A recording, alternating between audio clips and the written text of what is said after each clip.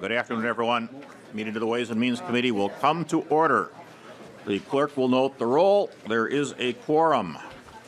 We have the minutes of April 24th before us. Representative Torkelson moves approval of the minutes. Any corrections, additions, or changes? Seeing none. All in favor of approving the minutes, say aye. Aye. Opposed? Motion prevails. The minutes are approved. Okay, members, we've got Representative Torkelson. Mr. Chairman, maybe this is a question for the end of the meeting, but so I don't forget. It looks like tomorrow is going to be a pretty big and busy day on the House floor. And I was going to ask what your plans were, if you had any thoughts, because the DFL caucus would like to talk about the upcoming bills at some point tomorrow. And we would need to do a little pre-planning. So have you gotten any thoughts together about how you might schedule tomorrow? Well, Representative Torkelson, certainly would be after session. We would huddle and then have Ways and Means. I guess we'll have to see how late it goes.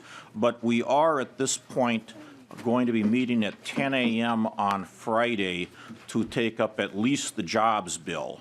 And so if for some reason we were not able to conclude the other three bills we're planning tomorrow, well, really four, House File 4099, the vehicle bill, and then state government, agriculture, and environment. If for some reason we couldn't complete those, we would meet at 10 a.m. Friday and finish them. Okay, and then, Mr. Chairman, it sounds like, though, for whatever you take up tomorrow, we'll have a schedule similar to today where there'd be an opportunity to get together and talk about the bills that may come up tomorrow, depending on how quickly you can get through them.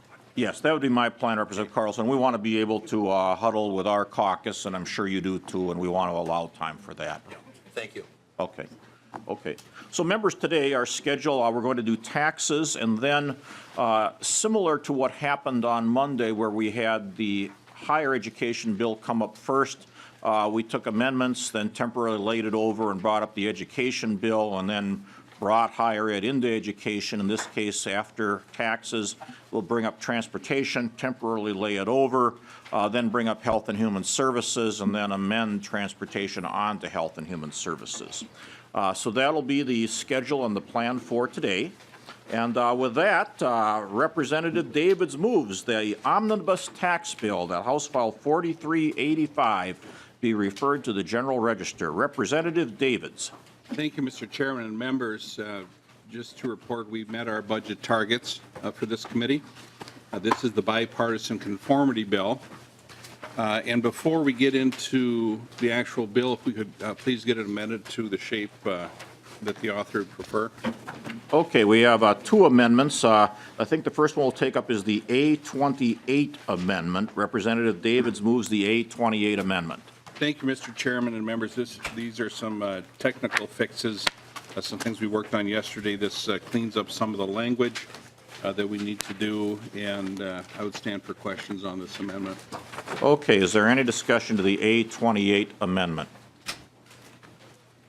Seeing no discussion, the A28 amendment is adopted. Or wait a minute, excuse me, seeing no discussion, all in favor of the A28 amendment, signify by saying aye. Aye. Opposed? Motion prevails. The A28 amendment is adopted. Sorry, Chairman, folks, I've been doing too many of them. Mr. Chairman, you are visionary. All right. Right.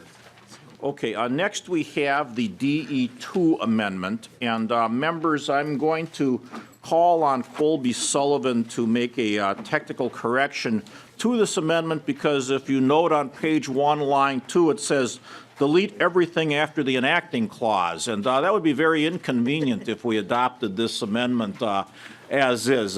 Put a lot of good work out of the picture. So if I can ask Mr. Sullivan for the proper language in the beginning on this amendment. Mr. Chair and members, to insert this language in. We're going to make copies. Oh, okay, I'm sorry. I just became aware that you don't have copies on I this. assumed, I was looking through my papers on the last amendment. I assumed that was housekeeping, the one that we just adopted. I'm sorry, Representative Torkelson, what's Yeah. that? Well, the last amendment that was just adopted, I was looking through my papers and I didn't find it, but then I've discovered that none of us apparently have it.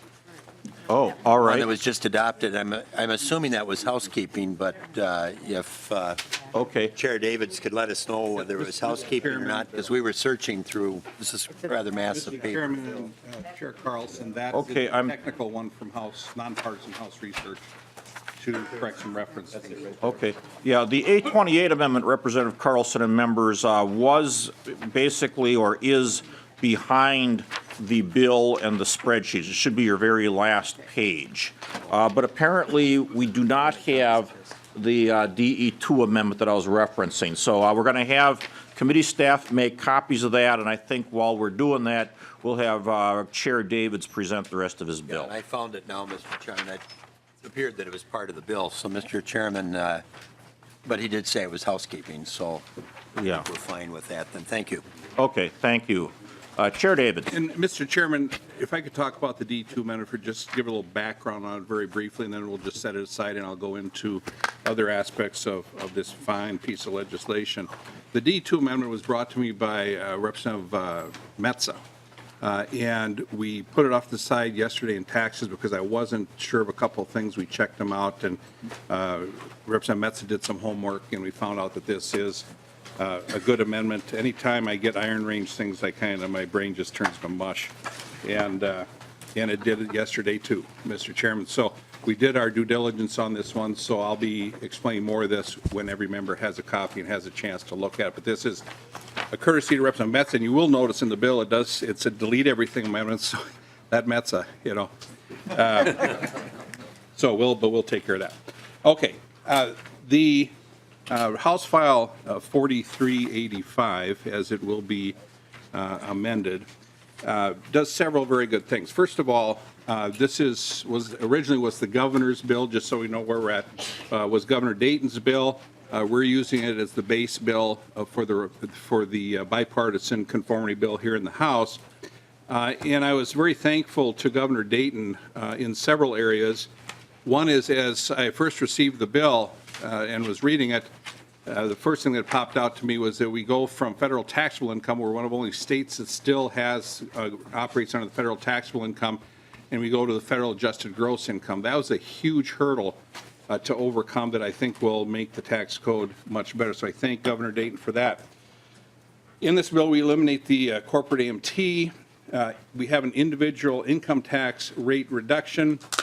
We have a small percentage corporate rate cut. Now, there will be some that will want to play the class warfare games, Mr. Chairman. I'm far beyond that. We have a charge. We have a very, very important task to take care of, so we can say woulda, shoulda, coulda, if, maybe, but I'm beyond that. We have to get this done. This is not a should we pass a bill or could we pass a bill. This is a must bill. This is a bill that we must pass. So once we get past the political rhetoric, I think we can come together and do some very good things. My first charge was when I saw what President Trump had signed on December 22nd, I first thought, well, let's kind of be fair here. Let's kind of have the business money stay with business, the individual money stay with individuals. And that's what I really tried to do. If we do nothing, there'd be about 900,000 plus returns that would have tax increases. We have brought that down, Mr. Chairman, in this bill to about 148,000 would have small increases, but they'd be increases. I couldn't get down to zero. I tried. About 500,000 be held harmless, about 2.1 million Minnesota taxpayers or returns would have tax decreases with our approach. So I'm very excited to work on this bill. We have some individual income tax rate cuts, and you can't just say that, oh, this favors the rich. Like I said, I want to get beyond that point, but some will still be there. I want to get beyond that point. You have to look at the totality of this bill. Lower income brackets make out like bandits. They're treated very, very well in this bill. So what this bill does, members, is we do, and I have to apologize to business here, we do have businesses subsidizing individual rates. I couldn't really get around that, but sometimes we just have to live with disappointment. And so what this bill does is, Mr. Chairman and members, it simplifies the tax code. It's a very, very strong bill for individuals. It helps Minnesota's middle class. It makes the tax code much easier for the department to administer, which is one of my goals. I want to work with the department to make sure that they can administer this code here, the tax code. And I'd be remiss if I didn't give a few. So that's kind of the overview of the bill. And if you look at some of the spreadsheets, you'll see your local projects in there. There's fire hall tax, sales tax exclusions, and actually we put a really, really good, I'm really excited about it. But I did bring two things. I brought, for those that want to live in the past and have negative attitudes towards this tax bill, I brought some Kleenex. And for those that will have tears of joy, I have this box of Kleenex. So I would really like to thank the department, Commissioner Bowerly, Mr. Cummings, Leslie Thompson, for their wonderful, wonderful assistance on this bill. I'll tell you what, Mr. Paul Cummings comes to every tax committee meeting, and we give him the opportunity to testify on every bill. And on every bill he testifies on, he is well-read, he has researched the issue, and he gives the department's position very, very clearly. And that's extremely helpful. And so I thank Mr. Paul Cummings, I thank Commissioner Bowerly, I thank nonpartisan House research, partisan research, the tax staff in the corner at Office 585, Mr. Tim Smith. I'd really like to thank, I think one person that really stands out on putting this tax bill together, helping us with some great ideas, is lead on the tax committee for the Democrats, Representative Paul Marquardt. Really has done a great job, and I really appreciate that. And of course, I would be remiss, Mr. Chairman and members, if I didn't thank a very, very important person that helped frame this tax bill, Dr. Stephen Rubis, who has done just a wonderful job, and he is a doctor of taxology. And so we're very, very thrilled that he has been able to benefit this bill. His fingerprints are over it. I would say, well, what if we did this? What if we did this? And Dr. Rubis puts it together. And we appreciate that. So again, members, there will be those that want to use this box. I say let's all use this box, because we're going to be doing some great things for Minnesotans. It simplifies the tax code. Very strong bill for the Minnesota middle class and for the poor. It does not raise taxes, and we have put a great bill together, and I'm very excited about it. And again, members, let's remember three numbers: 68, 34, and 1. We need 68 votes in the House, 34 in the Senate, and we need to work with one governor to get the bill signed. So that's my task, that's my goal. And Mr. Chairman, members, I'd stand for questions. Okay, well, members, I think, thank you, Chair Davids. I think at this point, people do have the H 4139 DE2 amendment, and I'm going to call on our counsel, Mr. Sullivan, to give us the appropriate language on page 1, lines 1 and 2, in terms of where it should go. Mr. Chair and members, to insert this language in the H 4139 DE2 amendment into the tax bill, it would go in Article 8, the miscellaneous article.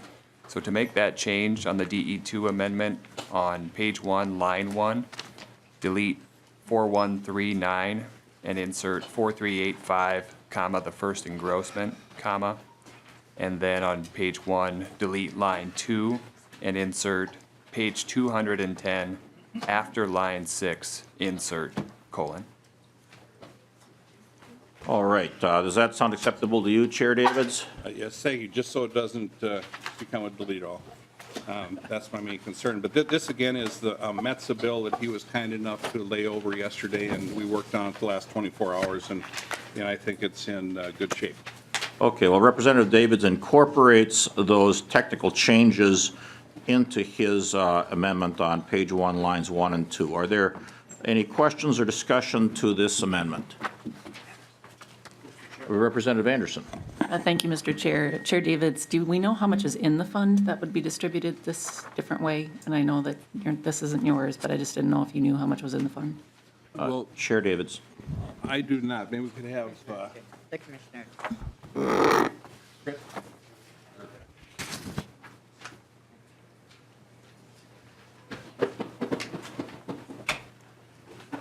How you doing? Mr. Chair and members, Kathy Schill, House Fiscal. I do not have that information for you at this time. There is a request with the Department of Revenue. I can tell you that the Tech and Economic Development Fund in distribution year 2017 had $700,000 in it. And from what I understand with the amendment, it would, if you look on page 3, it would receive 10 cents per ton of any excess balance after the distribution. So there's some math to go on in there, and I can get you that answer soon. Okay, thank you, Ms. Schill. Any other questions on the amendment? Members okay with adopting the amendment? We'll move to the vote. All in favor of the amendment signify by saying aye. Aye. Opposed? Motion prevails. The amendment is adopted. All right, members, I'm not aware of any other amendments. I do know that Commissioner Bowerly requested to testify on the bill, and so if the commissioner could come forward.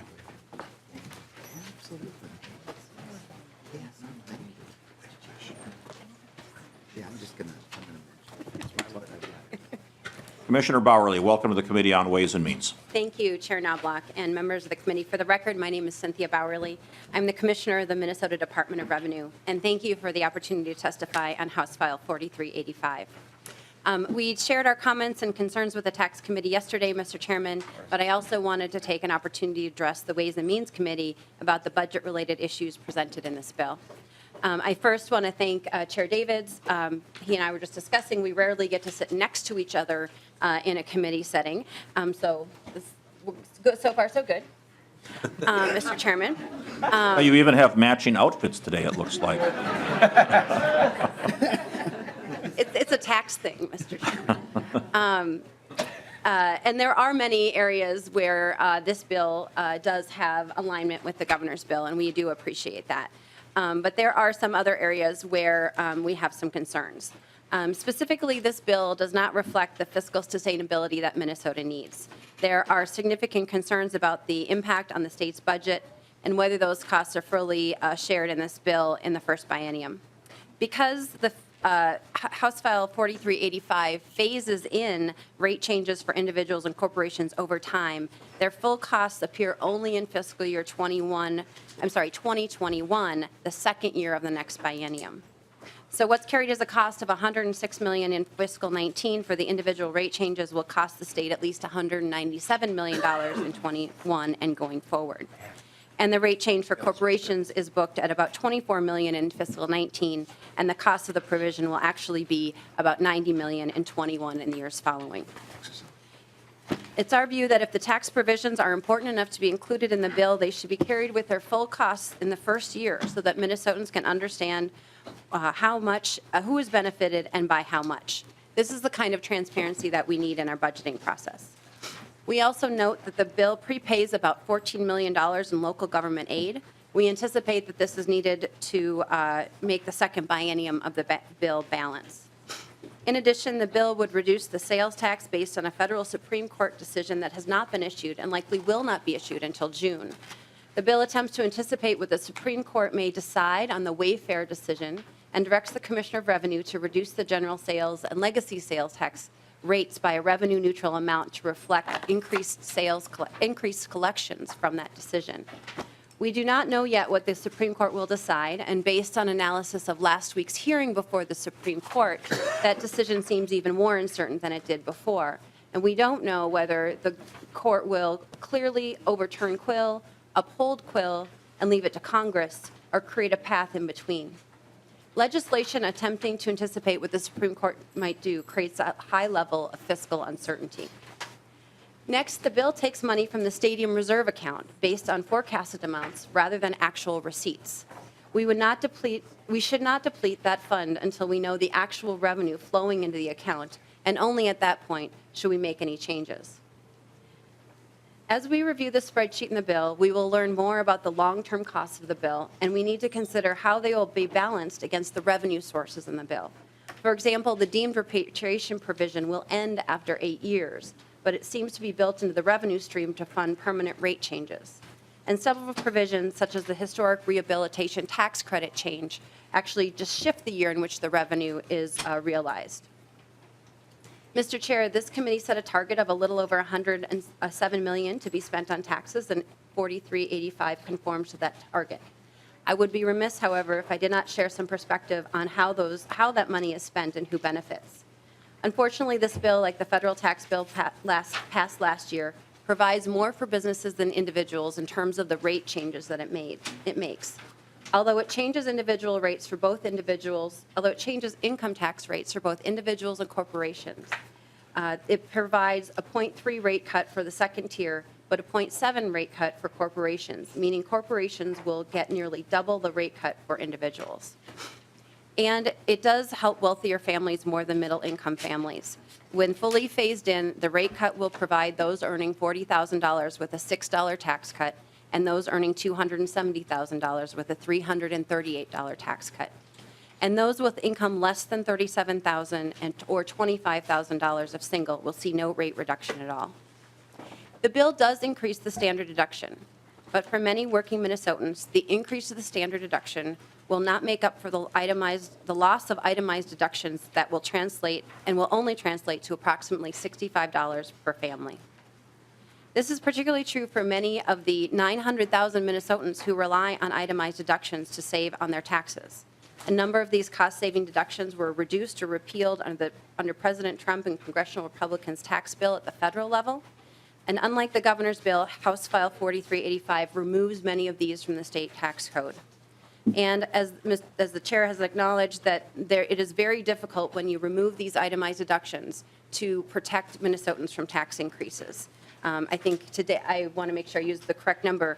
I think it's now at about 140,000 individuals who will see those rate increases. And it is just a very difficult thing to protect people against when you remove those itemized deductions that Minnesotans rely upon.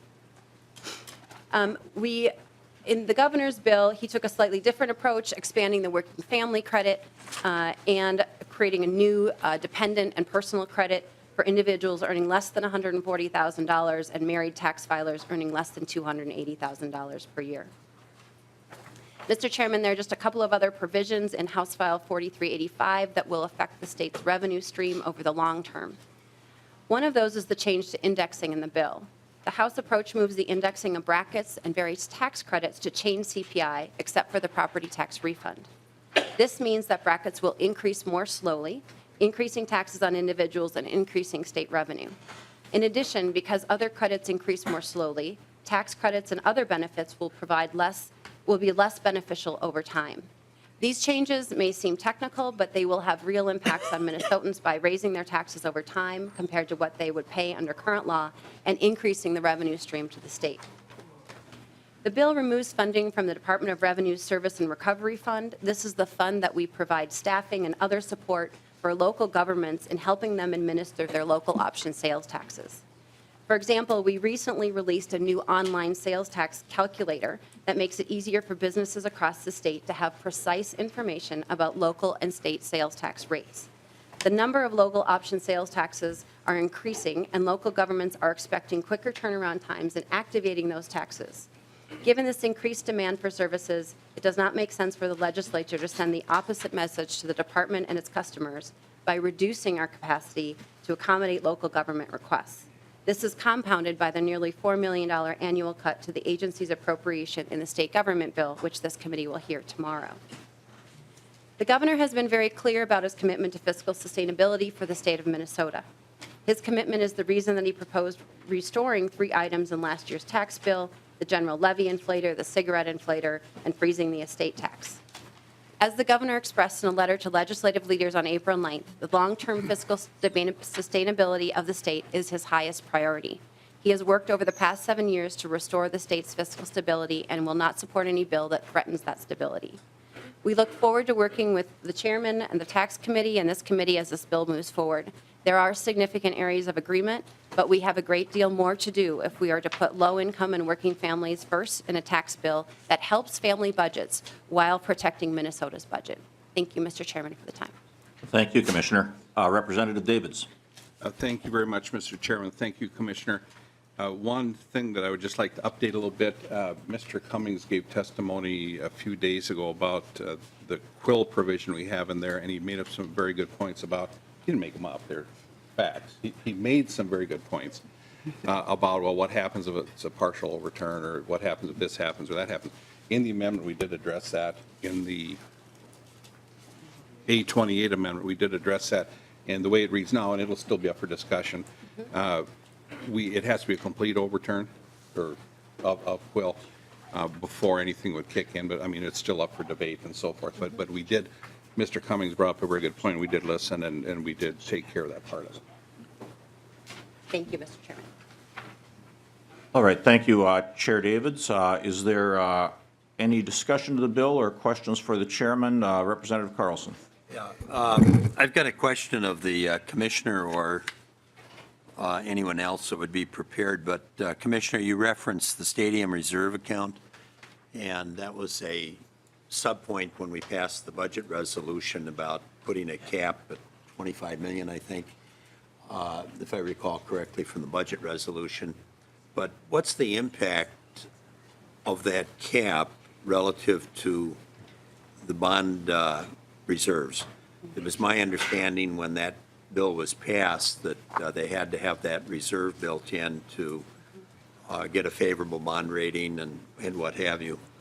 And maybe that's a question for MMB, I don't know, but Commissioner, if you know the answer, otherwise I would like somebody maybe before it's on the floor to give me an answer to that question, because I don't think we want to put the bonding at risk. And there were certain taxes that go into the fund, some corporate taxes and maybe a couple of others. I don't recall exactly what all went into the fund. Commissioner Bowerly. Chair Knobloch and Representative Carlson, I will need to defer some of those more detailed questions to MMB as they manage that reserve fund, but I think you're correct to recall that there were a couple of revenue streams that go into that reserve. And of course, it's always important to make sure that we are maintaining those reserves. And I believe it is also intended to ensure that there's sufficient operating money available for that facility. So I will convey the question to Commissioner Franz and ask him to follow up with the committee. Mr. Chairman, I think that would be important, and maybe for committee members to know, because as we all know, that whole stadium issue and how it was funded was a rather touch-and-go issue, and now we're changing with the cap some of what was originally agreed to in the passage of the bill. So I think it would be helpful to know what road we're on relative to what that cap means long-term. So thank you. And Representative Carlson, when we take up the state government finance bill tomorrow, that would be another appropriate time to ask those questions as well. I don't know if Commissioner Franz will be there for that, but I know there's language related to that in the state government finance bill. Okay, thank you. Okay. Representative Anderson. Thank you, Mr. Chair. Commissioner, I just wanted to ask you a couple of questions. In your letter that you submitted to state government finance earlier in session, you had discussed the need, the importance, not only for your agencies, but individual tax filers to have conformity and put that in place. And I think Chair Davids has done a good job of meeting that goal. But today, and then Mr. Cummings yesterday in Tax Committee discussed all of these different deductions that you want to have still in place. And that obviously would make filing taxes more complicated instead of simplifying them. And I know in your letter to us, you stated how important that was to do that. So I did take a look at some of the ones that Mr. Cummings listed off yesterday, and I just wanted to see who that would impact. And when I look at the different deductions, in essence, what you're doing is these are all deductions that that benefit the higher income earners. One that really sticks out at me is the casualty and theft losses. For that, the top tax bracket, they're at $1.1 million, that they would be getting that back. And you compare that then to those that are earning under $50,000, they're at $43,000. So it's very clear that it would be regressive and that we would be then keeping in place these deductions that are quite regressive and doing the opposite of what Minnesota's general tax policy has been. We've always tried to be a more progressive state. So can you talk to me a little bit why we would want to keep these deductions just from the management side of it, being more complicated, but then not only that, just for the fact that these are really regressive? Why would you want to do that? Commissioner Bowerly. Chair Knobloch and Chair Anderson, first with respect to the letter that we sent you, we indicated that Minnesota needed to do something to respond to the federal tax bill. And that's what the governor's bill does. That's what this proposal does. The most difficult situation would be if we do nothing, and then we would have a very disconnected tax code. So like many other states, moving to AGI would allow Minnesota more control, would allow us to have our own personal dependent exemptions, our own itemized deductions. So I think that there are many states who do that and continue to have itemized deductions available for their taxpayers. With respect to specific provisions, certainly in the list of 40, there are some that benefit different types of taxpayers. There's certainly, I think there's one that covers investment-related fees. Obviously, you have to invent funds to be able to have an investment account like that to have the fees. There are others that cover unreimbursed employee expenses. And there's over 100,000 Minnesotans who claim that deduction each year. And I think they average about $450 in that deduction. And so those could be construction workers who have to drive from job site to job site. So there are a lot of working families in Minnesota who claim those deductions. And that's what the governor's bill was preserving. Representative Anderson. Thank you, Mr. Chair. Commissioner, I've even looked at the other category of all the other miscellaneous deductions, and it's $2 billion on the top level, top earners, $2 billion that they would be getting in these deductions in comparison to $110 million to those in the lowest income category.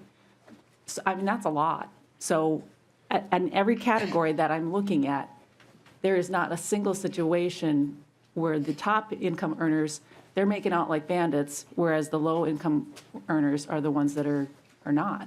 So it is really regressive, and I'm just surprised, given the comments and just our general tax policy in the state of Minnesota. So I'd like to have more conversation with you about that. I'm a little concerned that we would go that route and have a more regressive tax system. Commissioner Bowerly. Chair Knobloch and Chair Anderson, the governor's package as a whole is extremely progressive.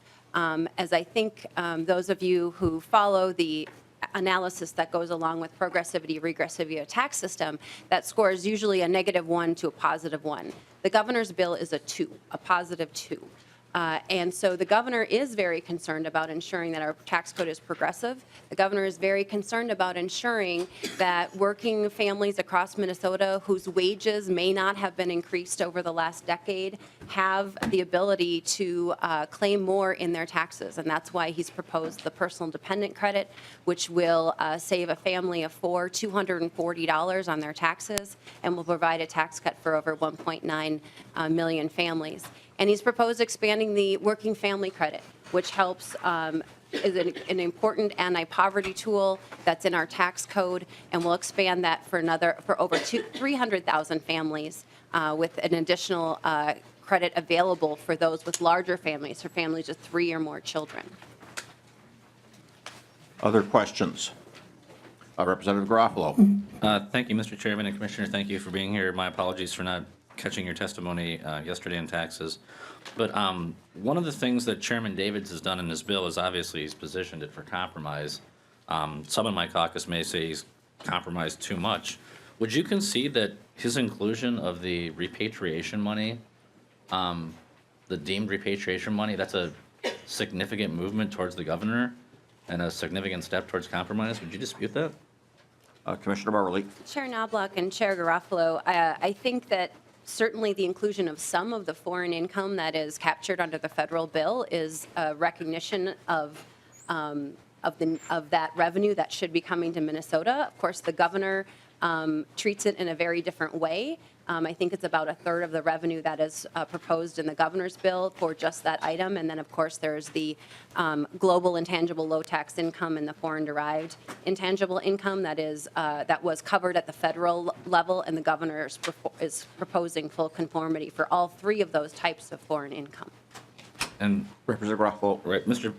Chairman and Commissioner, but obviously the deemed repatriation, having state income tax collections on dollars that are not in the United States of America or in the state of Minnesota, this is a pretty edgy position that we're taking. And I'm seeing Chairman David's move towards the administration focusing on the importance of getting this bill done, and I'm seeing him get pistol whipped in front of the committee today. And I'm kind of, I have to tell you, I'm a little bit surprised. I was feeling really good yesterday about the positive comments and where things were going.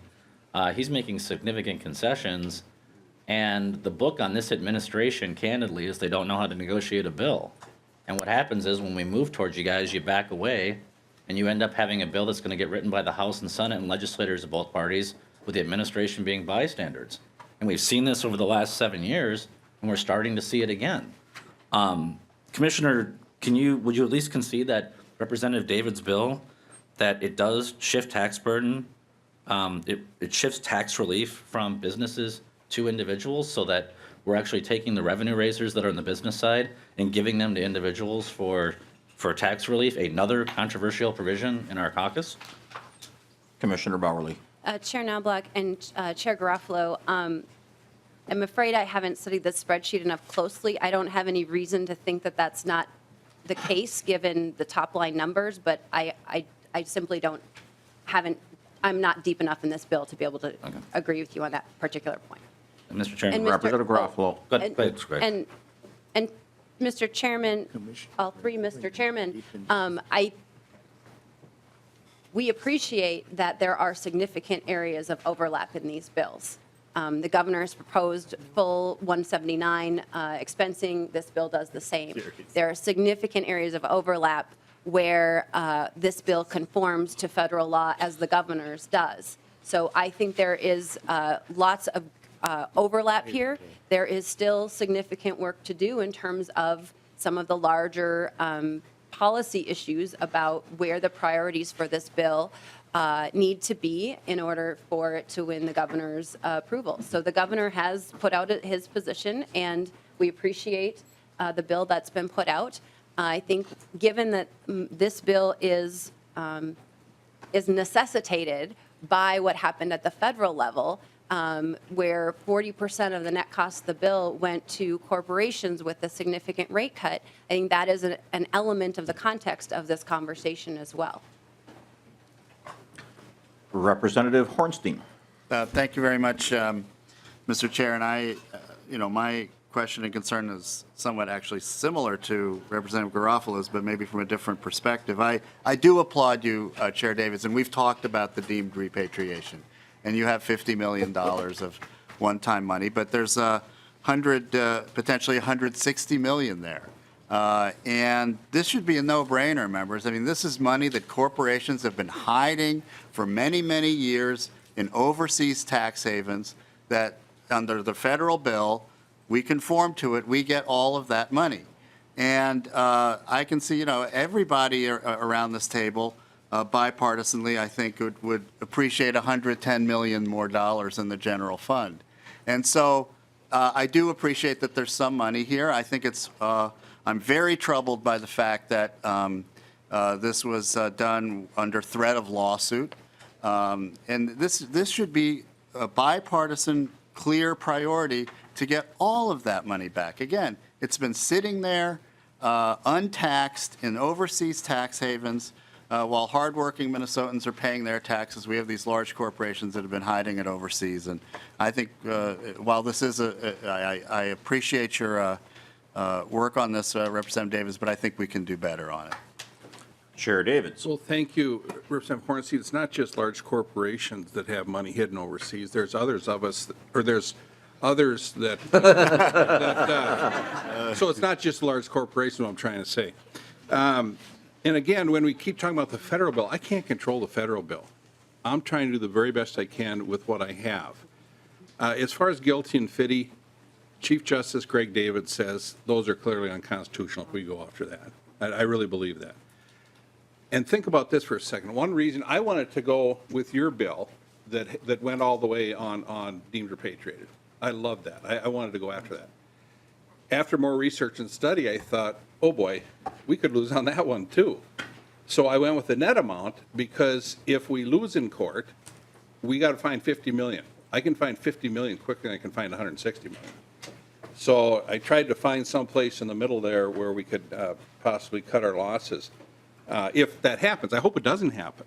I mean, I would hope that the business community would say, hey, this is a good bill. I mean, Section 179, corporate AMT, gone. I just go down the list. Corporate rate cuts.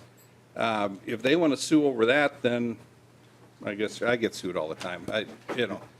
They'll just have to do that. Representative Hornstein. Well, thank you, and exactly, Chair Davids. I mean, they're getting a lot of goodies here. And so, something like this, which I think is clear, there shouldn't be threats of lawsuits, and I think we should be getting, as you point out, the maximum we can get. Because this is, again, something that I think is just an issue of fairness, if nothing else. So, again, I do appreciate your work, but I think we can do better. Well, and Sure, Mr. David. Chairman, to Representative Hornstein, we need to be clear that the business community is subsidizing individuals in this bill. And that's very clear by quite a bit. So, I know we'll hear on the House floor, big corporations are evil and should be destroyed, and we have to do all these things. I understand that. But we also have to look at the facts. And the facts is that we have businesses subsidizing individuals here. I tried to keep it as close as I could, but we're a little off on it. Thank you, Mr. Chair. To your favor, Mr. Hornstein, Representative Hornstein. Thank you, Mr. Chair. Other discussion to the bill. Representative Markwart. Thank you very much, Mr. Chair, and thank you, Chair Davids, for your generous comments, and thank you, Commissioner Bowerly, for your hard work and the governor's hard work. And I'm encouraged, even though some of the discussion, I'm encouraged with what I see, because both of the bills there, as Chair David said, we need to pass something. We absolutely need to pass something this year, and Governor Dayton has had a very good faith effort and bill, and now we have Chair Davids with one. And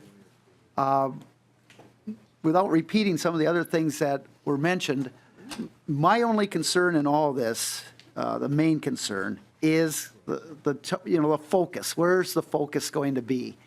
And I know folks on the tax committee has heard this, but we do have to go back to the federal tax bill, because the federal tax bill, certainly the top priority were corporations. They had the 40% rate permanent cut. And I think that's going to be beneficial. But the fact of the matter is that was the priority. And when it came to working families and senior citizens, when you look at the Joint Committee on Taxation, while there are benefits initially for working families and senior citizens, they begin to disappear quite rapidly under the federal tax bill, under the federal taxes. And, those, if you're making $30,000 or less by 2021, that group is seeing a tax increase under the federal bill. And by 2025, if you're making $40,000 or less, you're seeing an increase. And by 2027, those making households under 75,000 are seeing tax increases. And those, their benefits are temporary. So I understand we can't control what happens on the federal level. I think it really bothers me that we would let the federal government raise taxes on Minnesota families or senior citizens, and we have to do whatever we can to protect that. So I do think there needs to be a more targeted and direct approach for working families and our senior citizens. And I do think the working family credit, the $60 dependent credit in the governor's plan does a better job than an overall kind of rate cut on the second tier. But I don't think it's that far apart. And there are so many good things in both of these bills. Section 179, full expensing, Chair Davids, Commissioner, that is huge for farmers and small businesses. That's in there. The fact that we're going to the federal adjusted gross income, we've agreed to basically separate from the feds and keep our personal exemptions and dependent exemptions, that's great. I mean, this is, so, there's some difference on where the targeting can go. But I think we're going to get a tax bill, Mr. Chair. And I want to thank Chair Davids and Commissioner Bowerly and the governor. From everything I have seen, is they're coming, it's moving to where we can get this tax bill. And I just think that's real encouraging. And there's work to be done, certainly. But I think it's moving in the right direction. So thank you. Chair Davids. Thank you very much, Mr. Chairman, members. I really appreciate your support on 4385 as amended. I must confess I like my bill better than the governor's, but we are close. We are close. We have so many similarities. And I really think two things. First of all, to wrap it up, Mr. Chairman, members, I don't think there's anything that Commissioner Bowerly, Senator Chamberlain, and myself can't figure out over a good cup of Maxwell House coffee, because it's good to the last drop. And so I think I've got it ready to go in my office, and so we should be good there. The other thing is, this pen is the pen that I'm going to set aside that the governor can sign this tax bill with. He uses those cheap Sharpies, I think this is the pen. This is a cross that costs more than my first car. So I'm going to put this off to the side next to my Governor Dayton pens. You know where they are. Just because he's going to sign this bill with this beautiful cross pen. So with that, Mr. Chair, members, I'd really appreciate your support, and I look forward to working with Commissioner Bowerly in the governor's office. This is not a bill, members. This is an adventure. Let's continue the adventure. Thank you. With that, Chair Davids renews his motion that House File 4385 as amended be referred to the General Register. All in favor, say aye. Aye. Opposed? No. Motion prevails. House File 4385 as amended is referred to the General Register. Thank you, Mr. Chairman and members. Thank you. We'll get it done. Next up, we have the Omnibus Transportation Bill.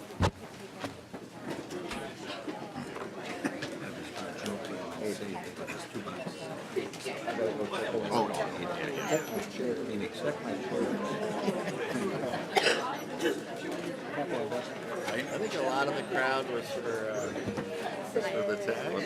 We're out here. The crowd's really thinning out.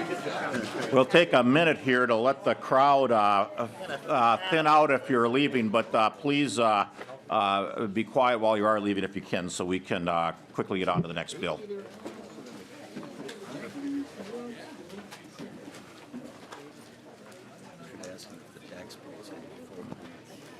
Really gonna fit. I know we did that, yeah. Move out. Roll out. But we can't remember it. Gotta use some transportation verbs. It's very good.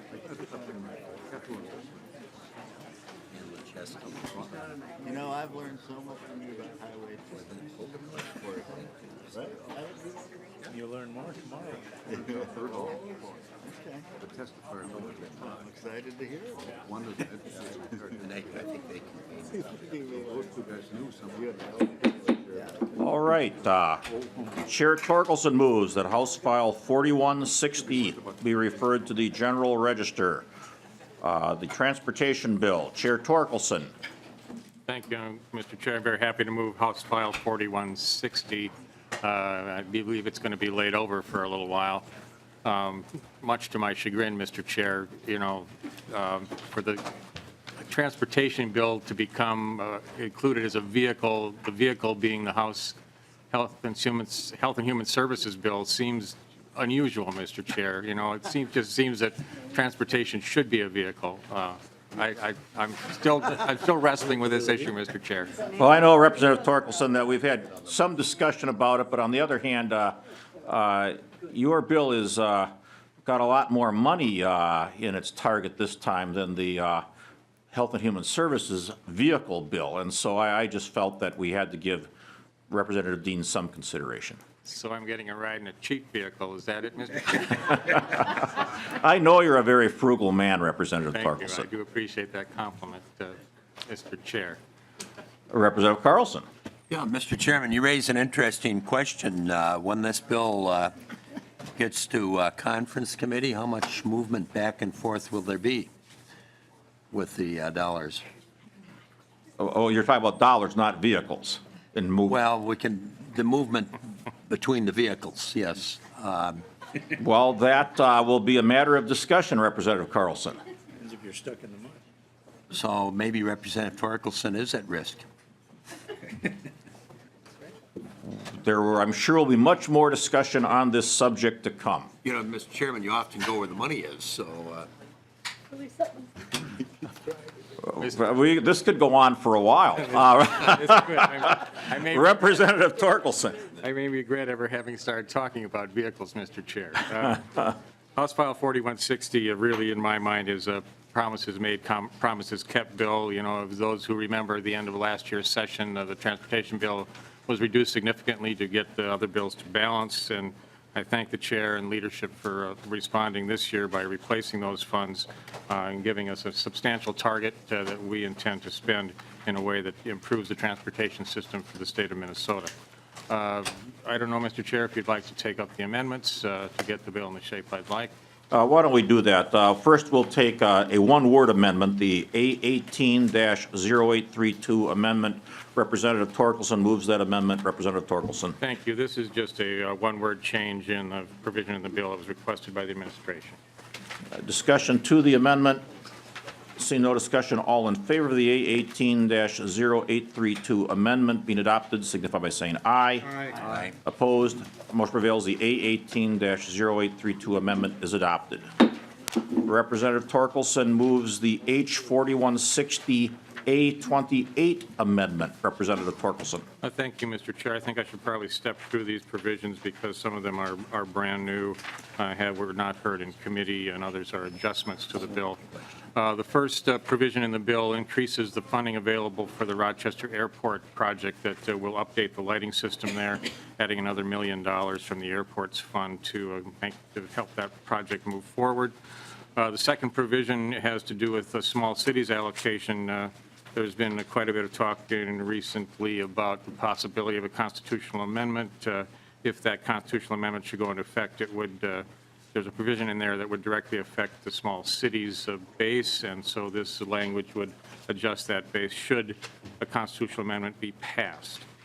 Next, we have some mechanical language that adjusts the Driver and Vehicle Services Fund. That language came at the request of the administration. We're moving a couple of sections of the bill that we felt we didn't really want in there at this time. One dealing with Chapter 171 and another dealing with CTIB issue.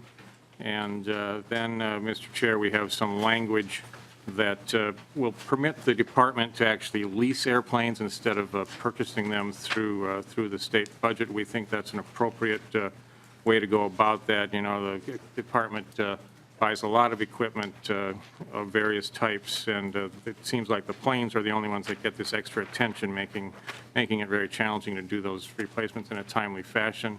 We feel this change would make the department, give the department the flexibility it needs to keep those planes up to date without forcing them to come to the legislature for those substantial one-time spending amounts.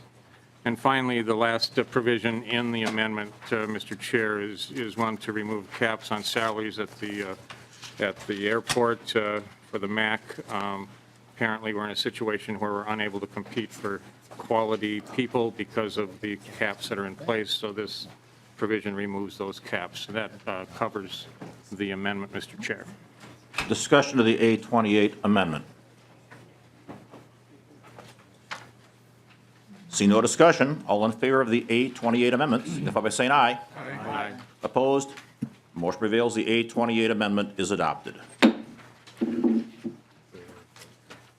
I know that we have at least one individual, Commissioner Doman, that I believe wished to testify. Commissioner Doman from the Department of Public Safety, are you here? Oh, if you could come forward.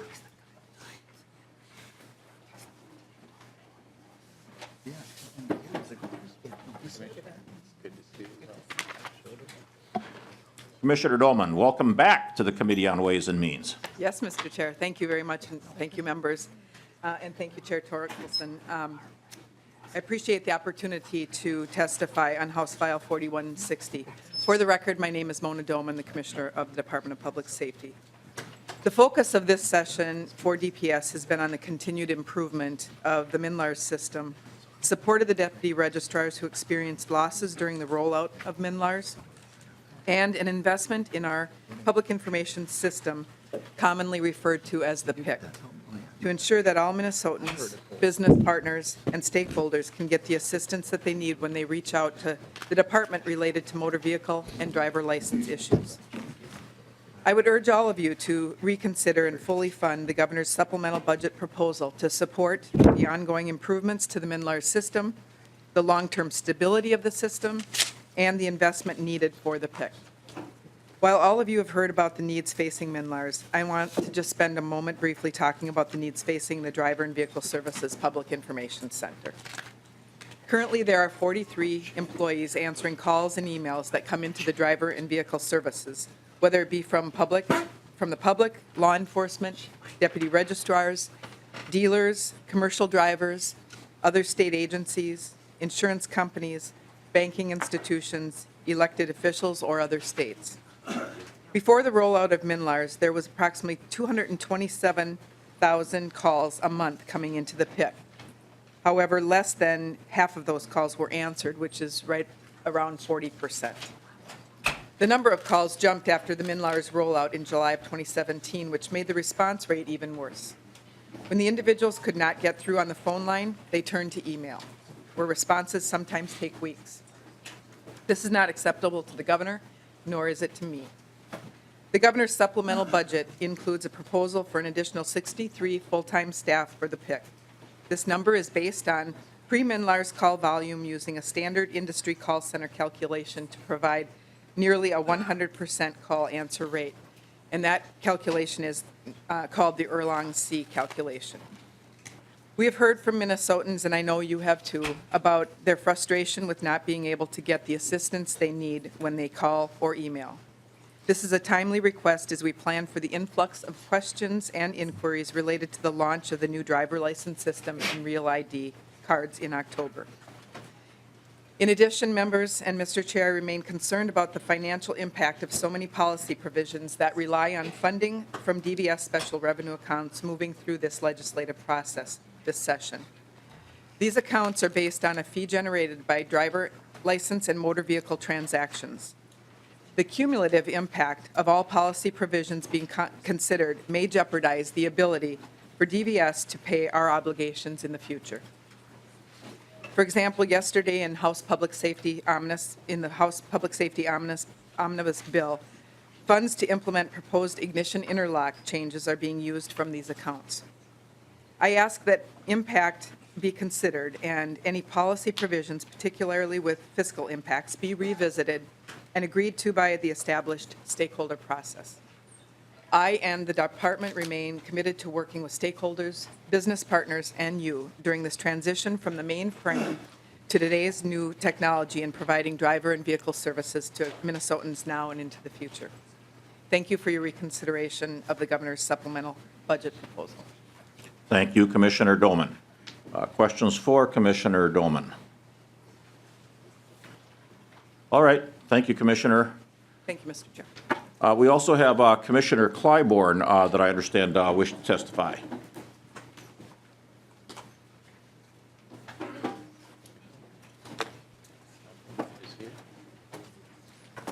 Commissioner Clybourne, welcome back to the Committee on Ways and Means. Thank you, Mr. Chair, members. For the record, my name is Joanna Clybourne. I am the Commissioner of Minnesota Information Technology Services. I want to thank you for the opportunity to testify on House File 4160. But I'm here not just to express my concerns regarding what is in the bill, but rather what is not in this bill. Specifically, there is no funding in the bill for continued development and improvement of the MNLARS system. Absent any additional funding for the current biennium, we will not have the dollars available to address many of the bugs and fixes and new features that the deputy registers and other stakeholders are calling for in the MNLARS system. We estimate that of the 32 high priority fixes that have been identified and prioritized by stakeholders, we will only be able to implement 5 to 8 of them using the resources that we currently have available. Let me be clear. This means that no deputy register doing the usability design improvements and no MNLAR systems performance improvements will occur. With only the funding that we currently have available, we would need to ramp down the MNLAR's contractor team shortly into fiscal year 2019, similar to what I had to do previously and the impact it has had in continued development. This ramp down would enable current funds to support a skeleton crew that could support the current system for the remainder of the biennium. However, these existing funds would not permit new system development capabilities. We would operate in a lights-on mode only, with the staff focused on ongoing maintenance and support work that is necessary to ensure things like overnight jobs are run and the system is up and available each day. You have heard time and time again the frustrations of deputy registrars and other MNLAR systems users. We are working hard and as quickly as possible to make systems improvements and enhancements that will reduce stakeholder frustrations. In fact, just this weekend, we had a full test that went very well with several deputy registrars in their office running 1.11.2 and had very positive results and feedback. But the reality of our current situation dictates that if the ramp up currently underway will have to be turned back again if no additional funding is provided. It is the only responsible option to ensure that the system remains available and functional until a future legislature can make the actions needed to ensure the funding and additional development and support improvement. In addition, I want to make it clear that without the additional funding for the MNLAR's improvement and development, it will not be possible to comply with the policy provisions of the bill that require the changes that are being requested to the MNLAR system. I urge you to reconsider this bill. Thank you for your opportunity to testify and express my concerns. I am happy to answer any questions that the committee may have. Thank you, Commissioner. Questions for Commissioner Clybourne? Seeing no questions, thank you again, Commissioner Clybourne.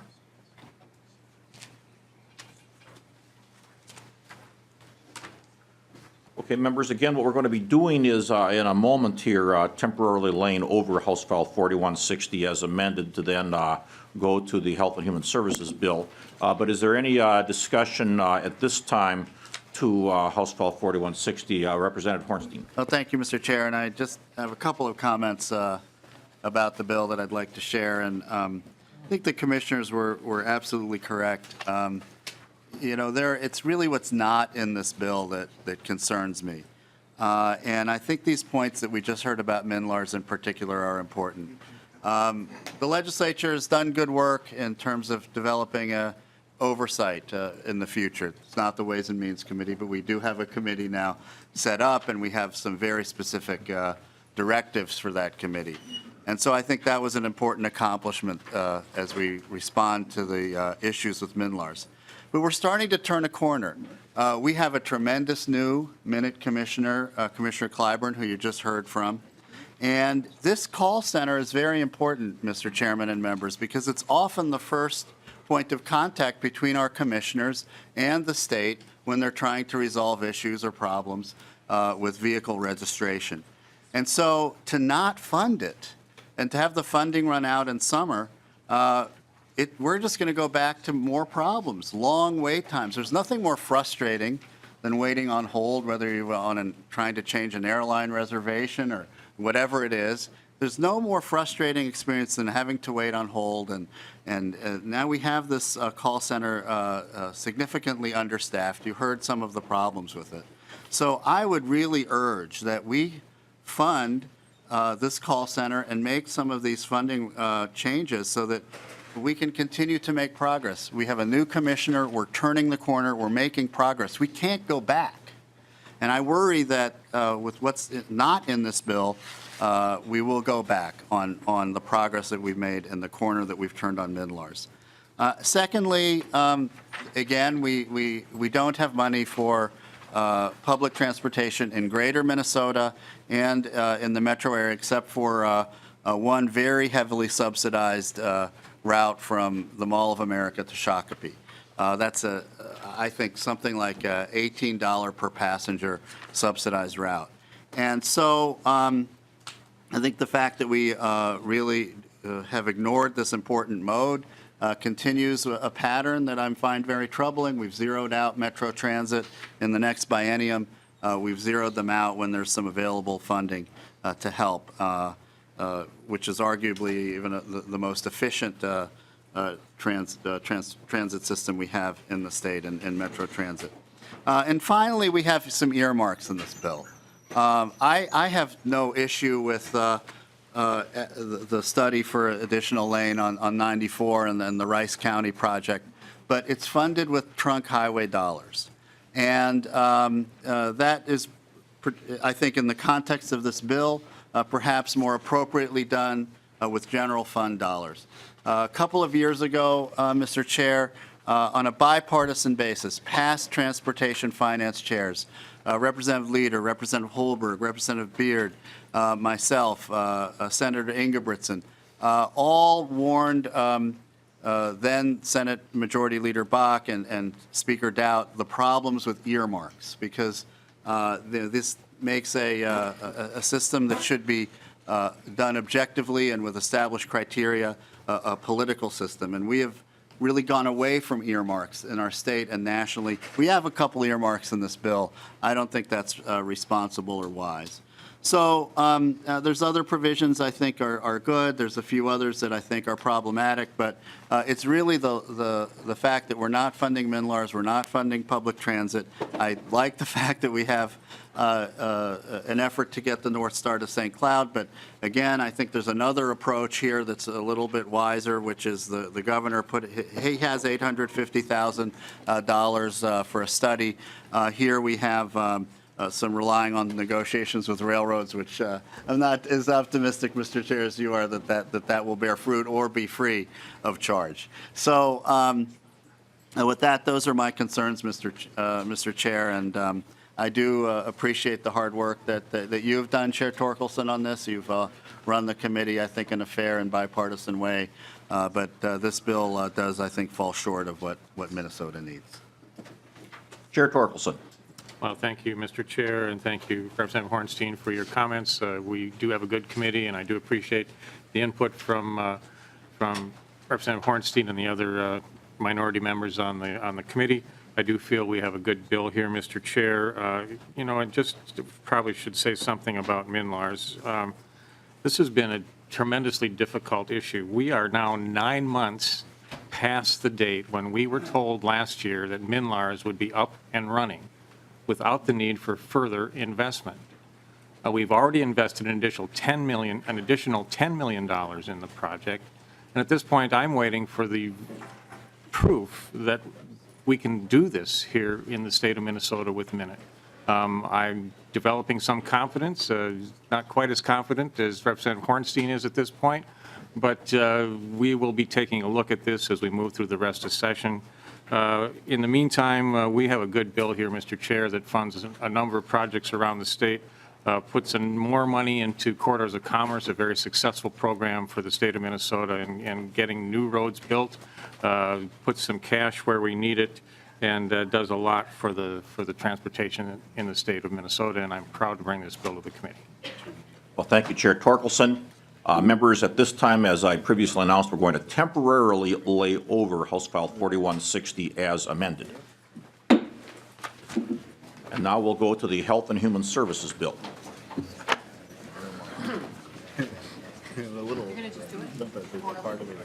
Okay.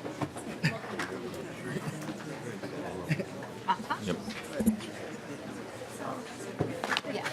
Chair Dean moves that House File 3138 be referred to the General Register. And Chair Dean, folks, if we could have a little bit of quiet here while we're leaving, if you're not interested in staying for this bill. Chair Dean, do you want to describe the bill, or do you want to go to the amendments first? Well, I'll just describe, Mr. Chair and members, just the basics of where the large portions of the investment in the bill are, which is there's basically 3 areas where we're spending additional money. that we're focusing on 3 priorities within Health and Human Services, both at DHS and Department of Health. One is within elder abuse and reacting to some of the necessary changes that we need to do there emergently, also within the opioids, and third and finally, DWRS, which for members who are not in Health and Human Services Committee would be members, if you're receiving emails from constituents with the subject line 7%, for people who are receiving hourly wages to deliver care in the home and community-based settings. That is where we have voted for, appropriated, and carried in our budget money to go to some of these very hardworking people. Unfortunately, through federal change this year, that money was taken out of our forecast. And so actually the money that should be in our forecast was taken out and artificially inflated our surplus. So what we're doing is spending the money that we have for our target, which is $10 million, on replacing that 7%, and or so I thought. And we've discovered through the Department of Health and Human Services as well as MMB that that's actually going to cost more. And so that will be addressed with one of the amendments that we will be taking up to try to fix that. And Mr. Chair, we are not asking for an adjustment to the target in order to reach that. We are finding that within that amendment and also achieving some other spending within the bill outside of that. But that does reach our budget of $10 million, and that is our target, and we meet our target within the bill. And so with that, Mr. Chair and members, we can take up the amendments and then questions to the bill. All right, Chair Dean, why don't we take up that A56 amendment first that deals with the DWRS question that you mentioned. Chair Dean moves the A56 amendment. Chair Dean. The A56, again, tries to find additional funds to match what MMB and DHS are telling us that we need for this money. It directs a rate increase is from an $8.8 million transfer from the DHS IT systems operation account into the general fund. DHS has spent over $40 million on integrated service delivery programs over the last 5 years and has actually no timeline on rolling out this new IT program for eligibility. I think it's an appropriate use for this, and I would ask members for your support on the A56 amendment to help us out with the 7%. Discussion to the A56 amendment. Any discussion? Representative Liebling. Thank you, Mr. Chair, and I understand that, if we have to do something to get some money to fix that, the 7% problem, we have to do that. But I think I just heard Representative Dean say that the money in the amendment comes out of a DHS IT fund, and that being the case, I think it would probably be a good idea to have somebody from DHS come and tell us what that does. And I have no idea what's in that fund, and that could be a pretty significant thing. So could we have somebody from DHS come and give us some explanation? We can, yeah. We had planned on having testimony later, but we can bring forward Commissioner Johnson. Or, Mr. Chair, if it makes more sense for the committee, we could discuss this. But I guess I would like to hear from him now, because I don't, I just thought, I don't know how to vote on this amendment, so. Sure, yeah. No, the amendment's before us. Yeah. I think it's an appropriate time, if you've got questions for him, to have him come forward. Commissioner Johnson, welcome to the committee. Thank you, Mr. Chair. Chuck Johnson. I serve as Acting Commissioner at the Department of Human Services. This is money from the DHS Systems Fund that supports our IT operations and our IT development within the agency. And that fund has a balance in it, which I believe is where this money is coming from. Those balances are used really to provide us with a way to manage across complicated projects across multiple years. And so we have a balance to help us with unexpected costs. We have a balance to help us also where we have cash flow issues when we're managing a lot of federal dollars that flow through this fund as well. So we believe it's prudent to have that balance, and that's why we maintain it. And we spend over $300 million on IT in a year. Having an $8 million balance seems like a worthwhile thing from us from a fiscal management standpoint.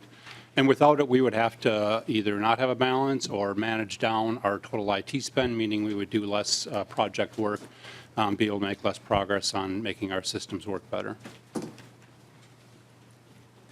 Representative Anderson. Thank you, Mr. Chair. Commissioner, I heard this somewhere. Is it true that DHS has over 200 open IT positions? Commissioner Johnson. Mr. Chair, Representative Anderson, I'm not sure the number of open IT positions we have. That's a question probably for Minute, not for me. Commissioner, Representative Anderson. am I in the ballpark? Mr. Chair and Representative Anderson, I don't really know for sure. I know we've been staffing up on a couple of projects, so depending on what numbers you're looking at, we may not have hired into the full complement for some of those projects. I would guess it's over 100. I don't know if it's 200. Representative Anderson. Mr. Chair and Commissioner, is this fund a result in part from salary savings of having those 200 and some openings? Commissioner. Mr. Chair, Representative Anderson, I don't believe so. We build a certain amount of expected underspending within how we project what we're going to spend out of the fund. This balance is held and carried particularly for the purpose of using for any emergencies that come up during the year or to manage if there's any downside risk at the end of a year in terms of having spent more than we thought we were going to.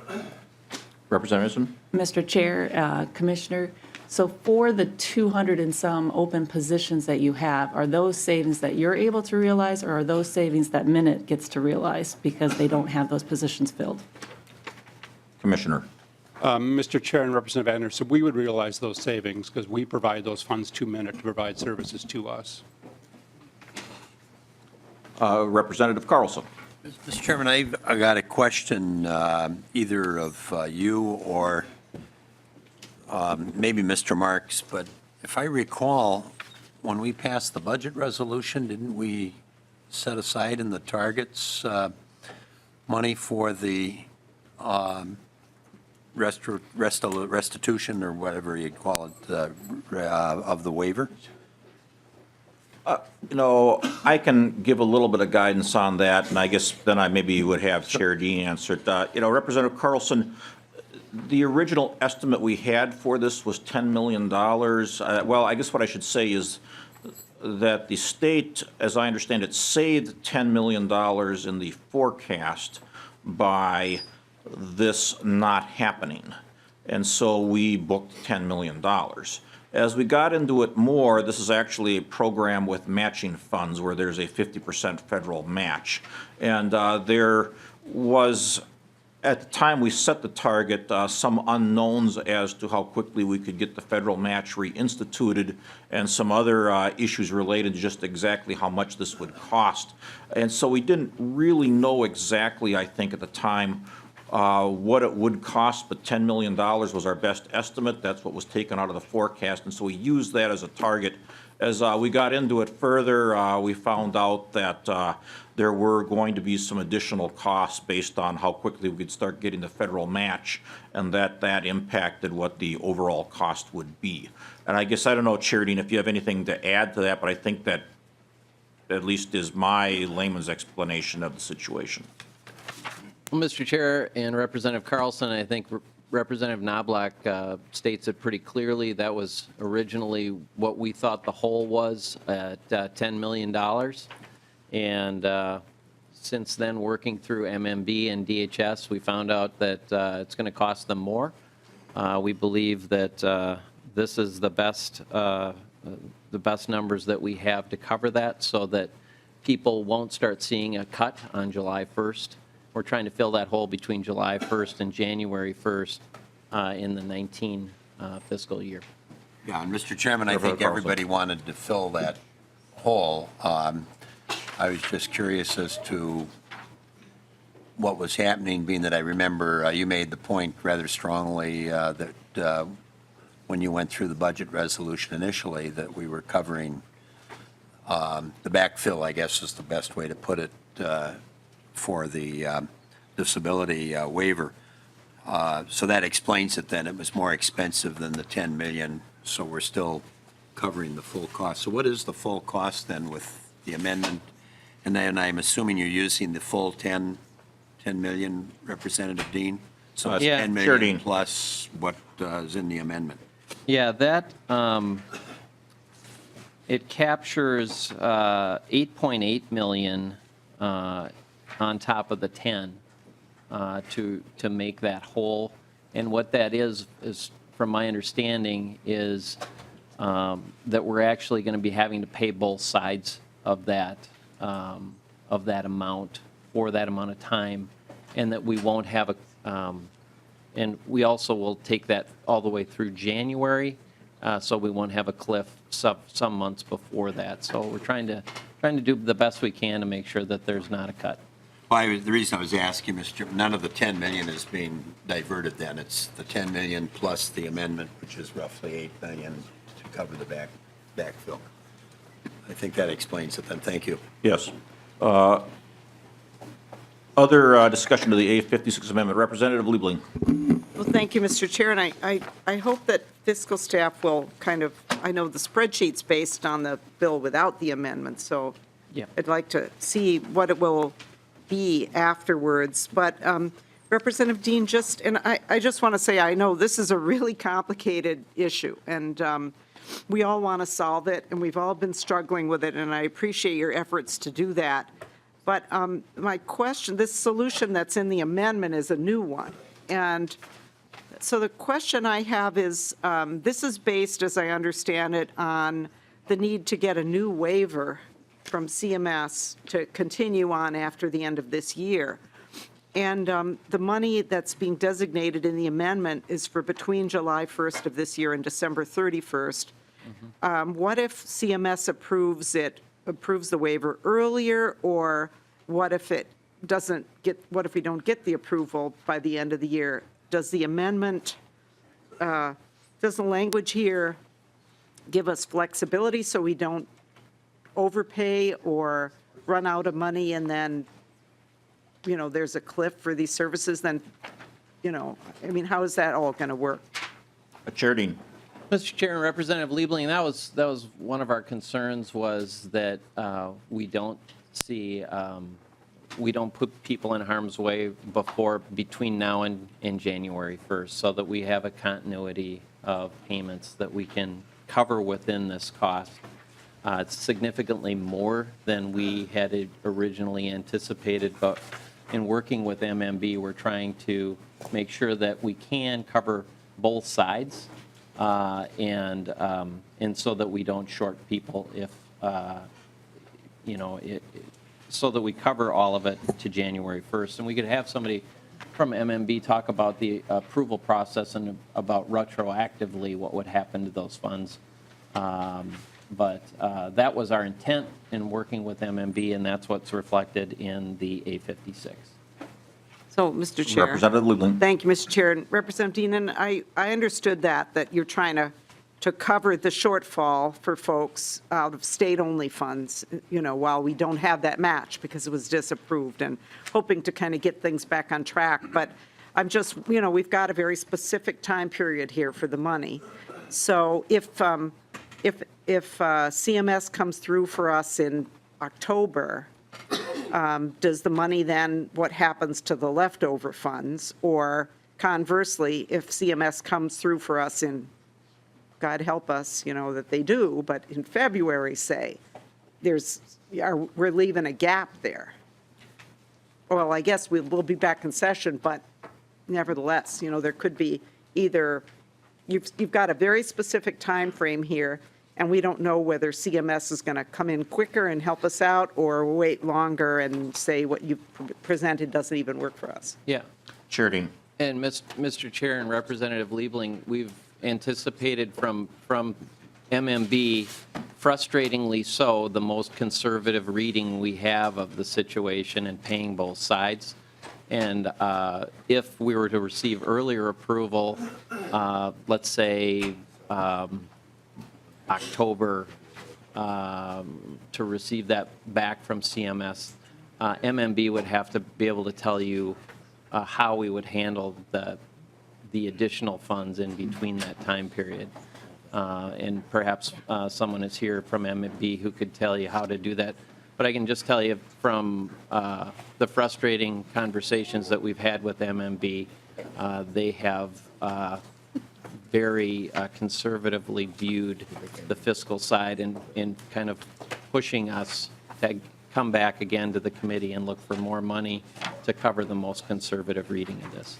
Okay, and Representative Mr. Chair- Luling. Thank you, Mr. Chair. Thank you, Chair Dean. And, you know, I really do appreciate the problem that you're in, that you're trying to solve. And I am a little bit concerned about how the amendment tries to solve the problem. Mr. Chair, we have money that's going into the reserves. I mean, I realize Chair Dean has this target that he's been given to deal with, and he's had to figure out a way to do it. It seems to me that this would be an area where it would make sense to have an amendment to his target, because, you know, from what I understand from DHS, you know, so there's this balance in this fund. It sounds like a lot of money in that balance, but they're a big organization, and a lot of the time they, just like other agencies, are struggling to catch up with the technology. I mean, everybody knows that our challenge is getting everything to work smoothly the way it's supposed to.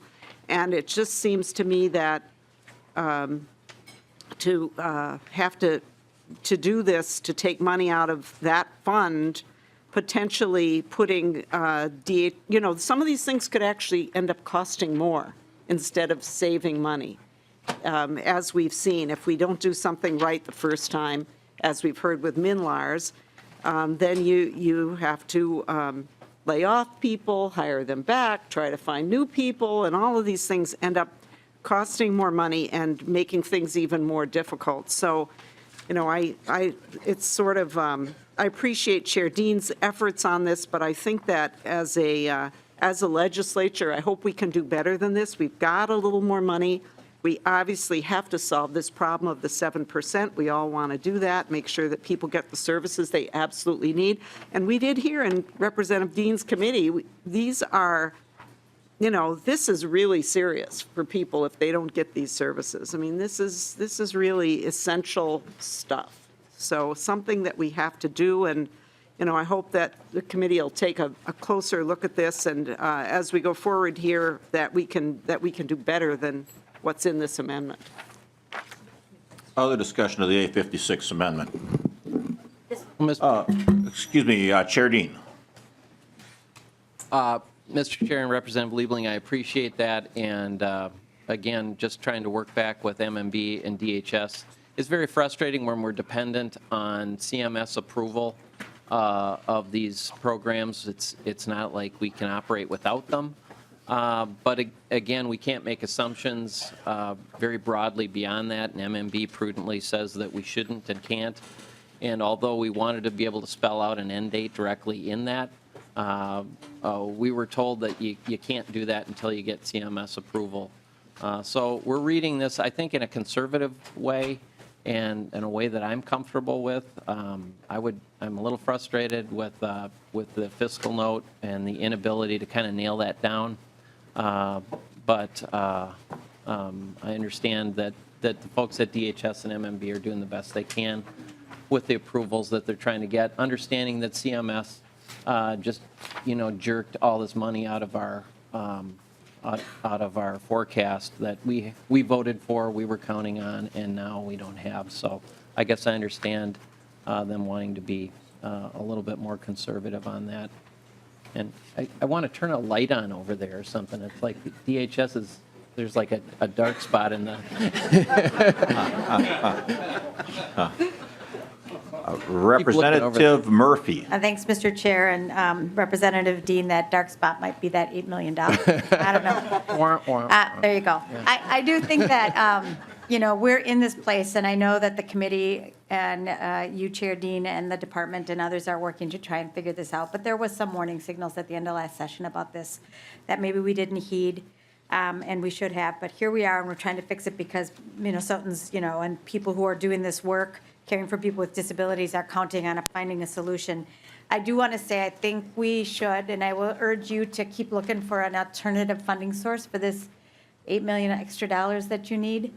When we listen to this legislature talking about the problems that we're having because we've underfunded or because we're having problems with technology, and when we take the money from here, we impact METs, we impact our ability to draw down federal funds, we impact system modernization, and we're having problems with that, in a variety of places in state government right now. So when we take the money, we make that harder for ourselves, and then we make it harder for the departments, and then we, the legislature, when we get pushback from citizens, then we complain about it. So we might be creating our own problem by taking the money from there, so I hope you'll keep looking in other sources to find that money. Other discussion to the A56 amendment? See no further discussion. All in favor of the A56 amendment, say aye. Aye. Opposed? Motion prevails. The A56 amendment is adopted. All right, let's next take up the A55 amendment. Representative Dean moves the A55 amendment. Representative Dean. Thank you, Mr. Chair and members. This is an amendment that we have with a piece of the bill dealing with prescribed pediatric extended care centers.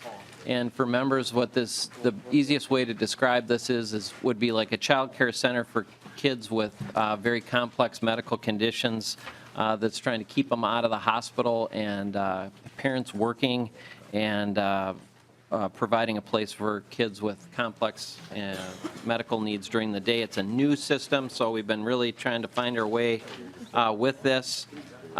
This is working with the Department of Health to alleviate some of the concerns that they had with the language within the bill, and also Representative Loeffler's concerns around language directly looking at which kinds of kids would qualify. So it takes Representative Loeffler's concerns and incorporates those.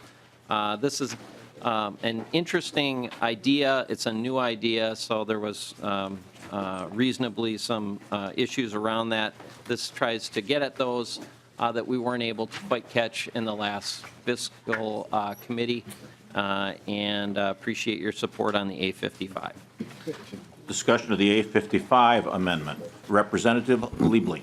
Thank you, Mr. Chair. And again, this is one of those items that everybody agrees on, or I think most of us agree that it's a good idea to do. But just one question about the amendment, Representative Dean, and I know something about Representative Loeffler's concerns and so on, but lines 3.24 to 3.27, which sets out some criteria to be an owner of PPEC. I don't know if we're calling that PPAC or what we're calling it, but anyway, what you have to do to be an owner.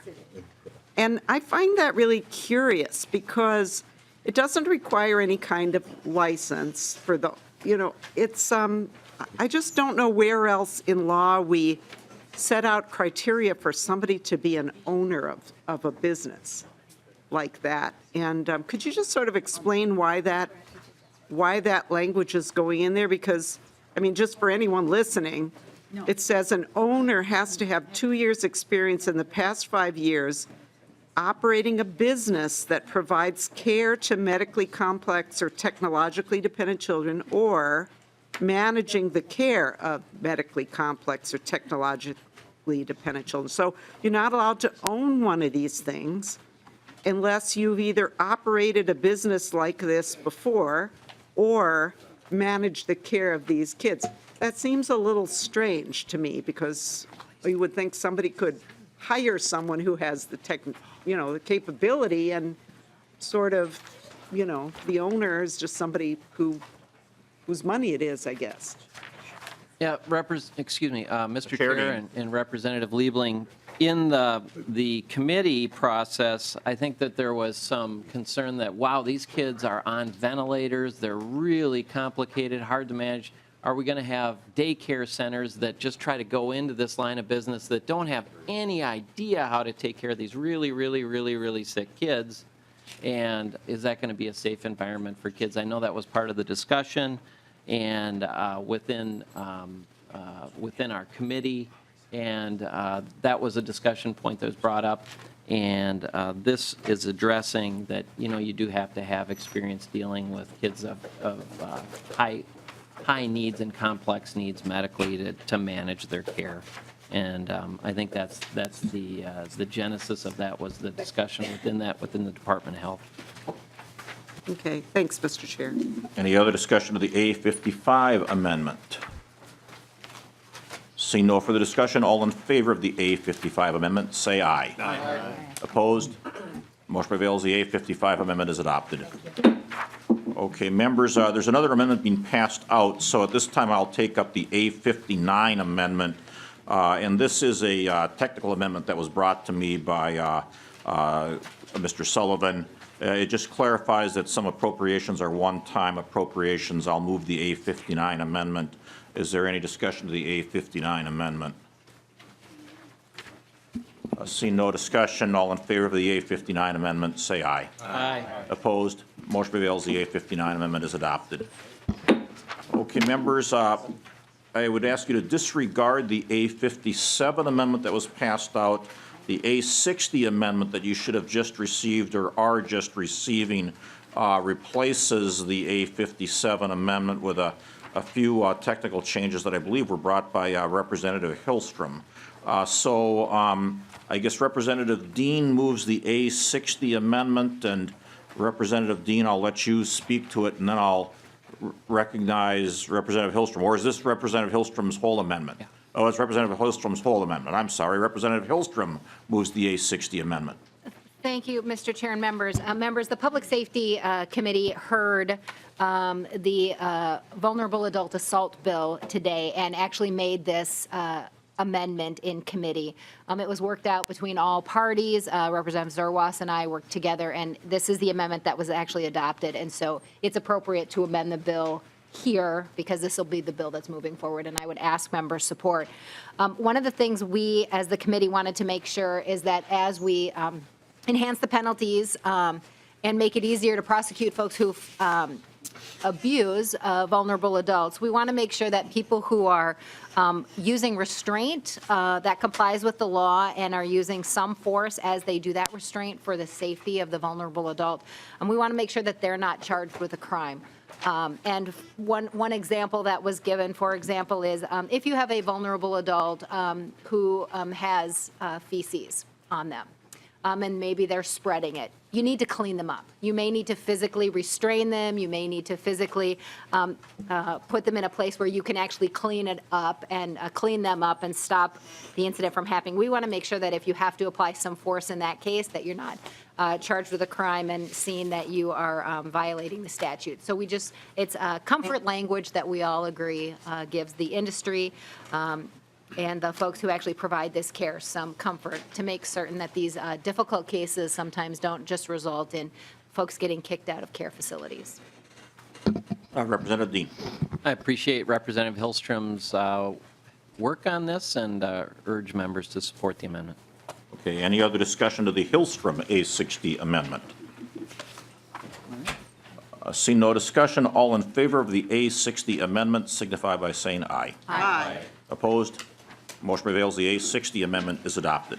All right, members, I'm not aware of any other amendments other than House File 4160 that will later be amending.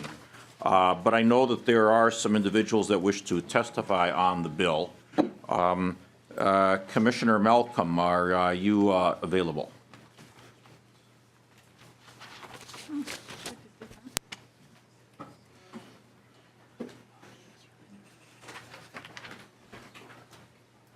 Commissioner Malcolm, I should probably say welcome back to the Ways and Means Committee. I'm sure you were here at some point in the past. Yes, sir, I was. Thank you, Mr. Chairman and members. Jan Malcolm, Commissioner of the Minnesota Department of Health. Thank you so much for a few moments to speak to this important work that you're doing. Let me start by thanking Representative Dean and the entire Health and Human Services Committee for all the time that they've spent on the Supplemental Health and Human Services Budget Bill 3138. I want to say that it's clear that this bill does acknowledge the importance of some particularly timely and serious challenging issues facing our state, including, as Chair Dean has already mentioned, elder abuse and the opioid epidemic. With respect to almost every health challenge that we face, we strongly believe that focusing on prevention is the best long-term strategy for improving Minnesotans' health and quality of life, while at the same time sustainably managing health care costs for both public and private sector budgets at pretty much every level that you can name. And this bill does make some important investments in health.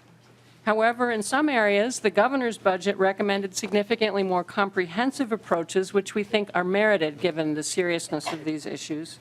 And some of his additional priorities that he recommended in his budget are not yet included in the bill, and I'd like to speak to a few of them. First, with respect to safe drinking water.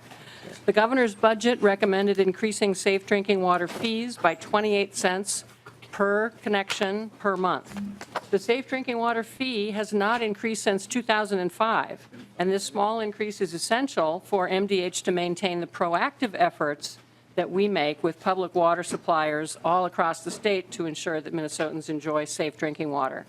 While we currently are able to provide these services to all public water supplies, the robust technical assistance that we're able to provide is especially valuable for smaller systems that lack their own resources and technical capacity, which often results in them having greater difficulty staying in compliance with standards. Without this overdue, I would say, funding increase, we will have to reassess the services we're able to provide to public water suppliers and consider going to more of a reactive rather than a proactive model, which would mean waiting until a system is actually out of compliance with safe drinking water standards before we're able to step in. This is an issue of growing awareness and concern to local communities, and we've heard from both public and private sectors, including our important rural hospitality industry. I urge the House to consider including this fee proposal in the supplemental bill. Next, on medical cannabis operations, the governor's budget included a realignment of medical cannabis program appropriations from the state government special revenue fund to spend the fees that are already coming in, that are already being paid by manufacturers and patients who've enrolled in this program. The realignment of the appropriations to make sure that the money that's being paid in is actually flowing to the program will allow for consistent funding for this robust and rapidly growing program, including maintenance of a very important 24/7 patient registry database, expert regulatory staff for working with the manufacturers, and staffing of an increasingly busy call center. It's important to note that this proposed budget adjustment does not change current law, does not raise fees, has no general fund impact or any added cost to Minnesota taxpayers. Rather, it would assure that the fees that are already being paid by the people using this program are available to support them at an appropriate level. Next, the important issue of elder abuse prevention. I very much appreciate the efforts by Representatives Keel and Zerwas to take steps to move forward on this issue. And while their efforts do pull in several of the recommendations made by the Office of the Legislative Auditor's report that I know you're aware of, the bill does not yet recognize the important fact that there's strong bipartisan support for more immediate actions to address the concerns brought forward by vulnerable adults and their families. In one respect, the bill currently lacks the common sense electronic monitoring protections that both the industry and the Senate have already agreed are needed. And it lacks any definitive promise to take action to fill critical gaps in our regulatory approach to assisted living settings or dementia care units. The language that was just added to the bill last week in the Health and Human Services Committee in the A48 amendment from Representative Zerwas is not currently reflected in your spreadsheet. Just today, I believe, we've completed a preliminary fiscal analysis of this language, indicating a cost to MDH of approximately $5 million per year. Next on the topic, before I leave this topic, as you know, the governor has strongly urged legislative leaders to swiftly enact this high-priority legislation on a standalone basis.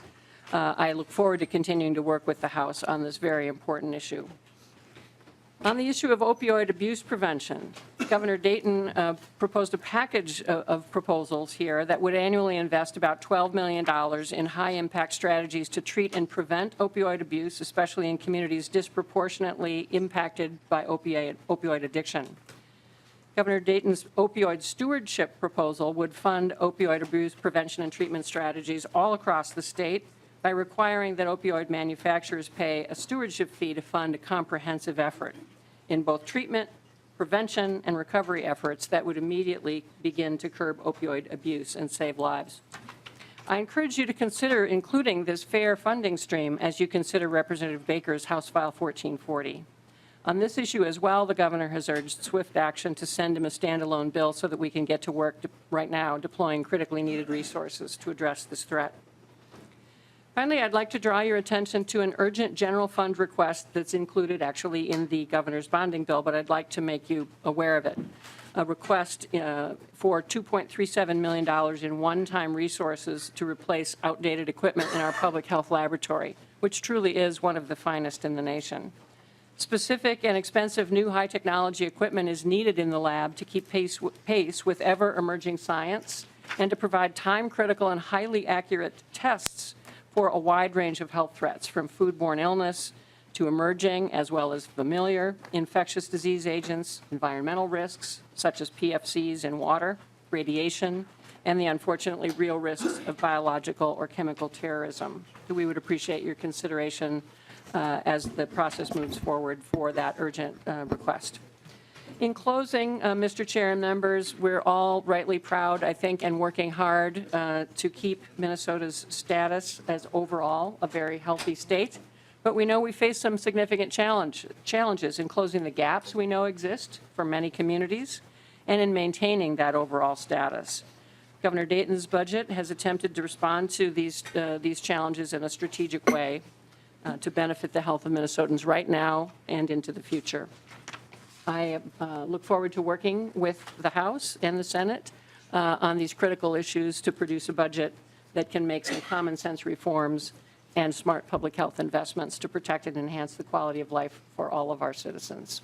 Thank you for your time. Thank you, Commissioner. I believe we have a few questions. Representative Wagenius?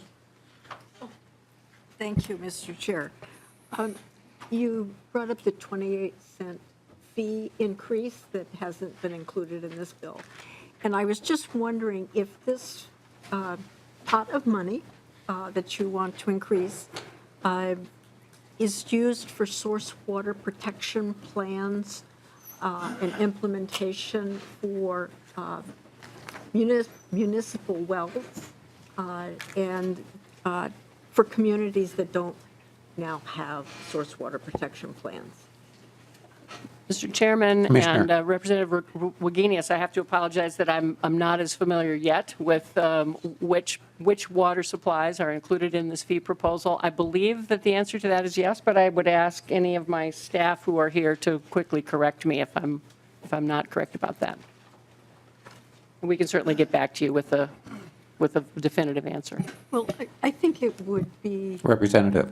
important, thank you, for us to understand, because I know many municipal wells have source water protection plans, but many, and I think it's in the hundreds, do not. And that's basic to protecting drinking water. And so it would be helpful to understand what's going on there. Thank you. I will get back to you on that.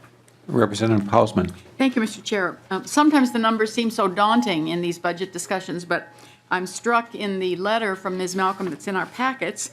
She points out correctly, I think, prevention is cheaper than treatment, and reminds us that the safe drinking water fee has not been increased since 2005, and that the request is a 28 cents per connection per month increase. 28 cents per connection per month for safe drinking water. That's not such a daunting number, and so it is surprising that we somehow didn't figure out how to do that in this bill. Thank you for bringing this. Any other questions? If not, thank you for your testimony, Commissioner. Thank you. And I believe we have one other testifier, Acting Commissioner Johnson.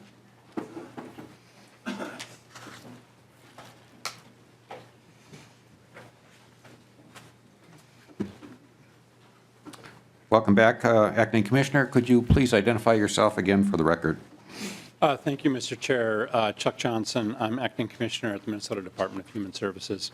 Thank you for the opportunity to come back and address the bill, and thank you to Representative Dean and the Health and Human Services Committee for the time that you put in to put this bill together. There are many positive aspects of the bill that I'd like to talk about, as well as some concerns that we have with some of the provisions of the bill. As Commissioner Malcolm said, pleased to see that we're working together on trying to address the elder abuse issue, as well as the opioid crisis. Those are both issues where I think there's a lot of common ground in terms of moving us toward some solutions that we can agree on.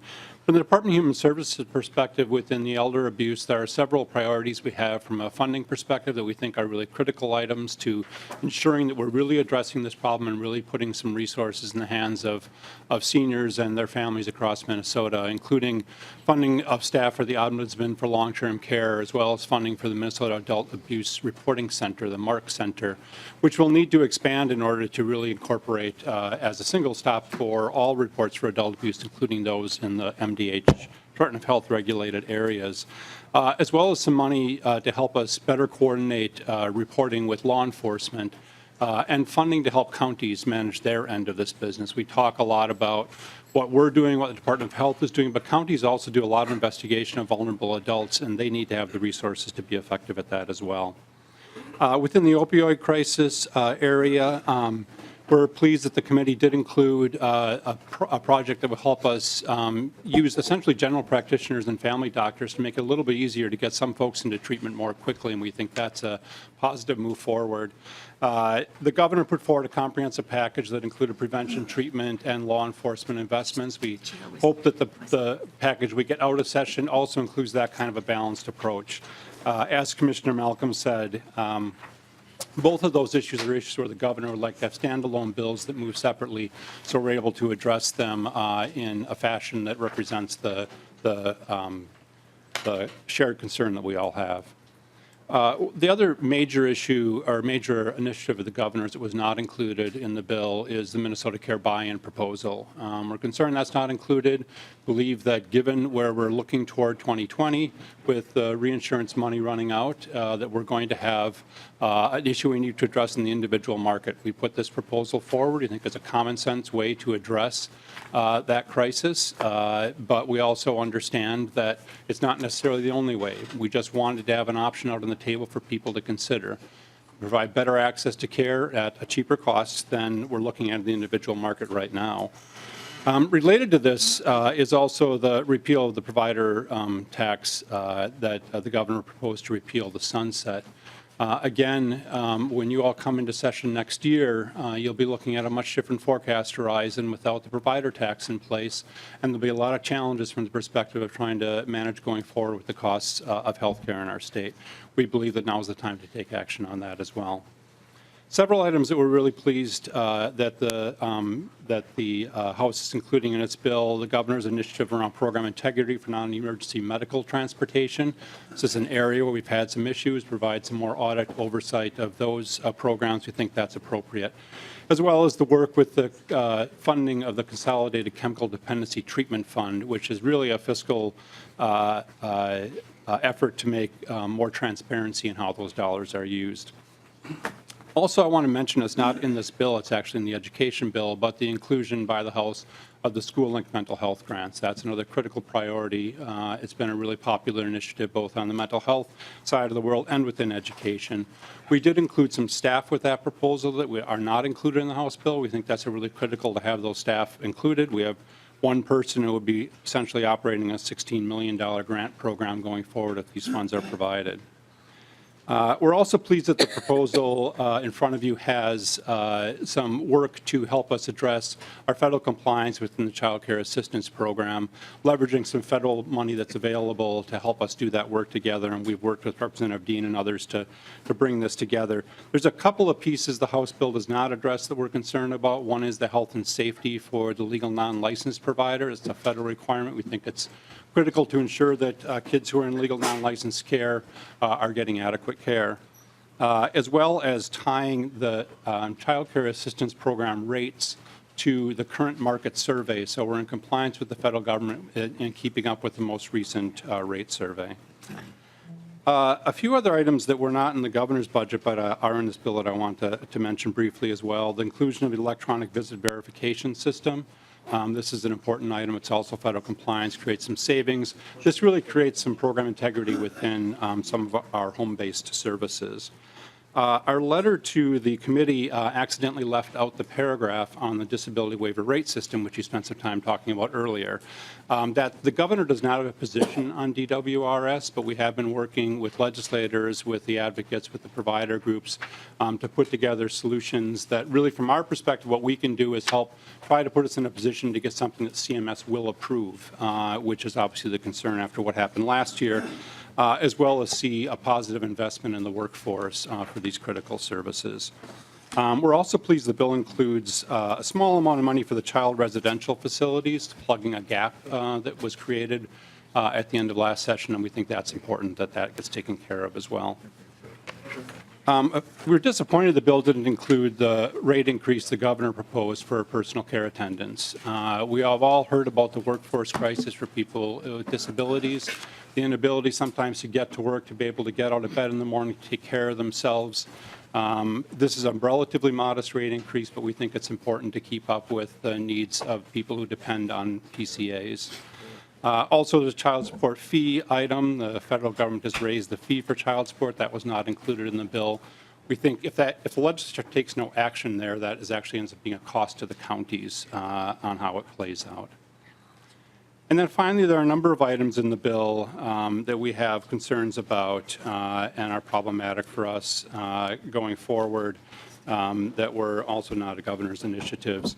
As we discussed a little bit earlier, in addition to the $8 million that was removed by Amendment A56, there's also in this bill repurposing of $14 million in additional funds from the DHS system fund.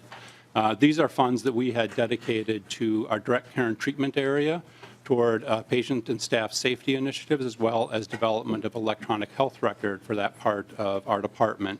We're concerned that these dollars are being removed and taken for other purposes as well. And that's in addition to the $8 million we talked about earlier. The bill also would have any spending in IT that we do out of any year-end spending have to be approved by the LAC. And would put us under some additional scrutiny by the legislature. We believe that really interferes with our ability to manage those resources effectively for the purposes that we think are important for the agency. Within the prescribed pediatric extended care center, which I now lost what the acronym was for it, that we talked about earlier, we have a concern around the rate for those providers that's in the bill. Similar to DWRS, CMS will hold us to having a rate that we can base on showing what the costs are. And so we need a cost-based rate of some sort, and there's a rate that's in the bill right now that we don't think would meet that test with CMS. We're willing to keep working on that. We just need to get it to a point where we think we can have a workable rate going forward. The bill includes some provisions around Minnesota Care premium reconciliation. We had a conversation about this in Representative Dean's committee a couple of weeks ago. We don't believe that we're in a position to reconcile those premiums and collect back the uncollected premiums. We believe the best move at this point going forward is to not have families have to go through that process again, not spend another hundreds or thousands of hours of our staff working on it when we can't really come to a proper reconciliation needed for those premiums. We don't believe it's effective to have that provision in this bill. There's a couple of other provisions that address eligibility. One that's related to verification, a 2% withhold on a payment to managed care organization if they don't have a verification in a given month from an individual that they are really still receiving the program, receiving those services. This was a bill that was proposed last session too. We opposed it last session. We don't think it's workable under federal law. Essentially creates another eligibility rule beyond what already exists in law for individuals. We believe it would be very hard to administer, particularly probably for the managed care organizations. There's also a proposal in this bill, which we have had in the bill before, that DHS would be required to hire a vendor to do checks on eligibility for individuals. We don't really know how this would work. There's no mechanism in the bill to actually compensate the vendor for the work that they're doing.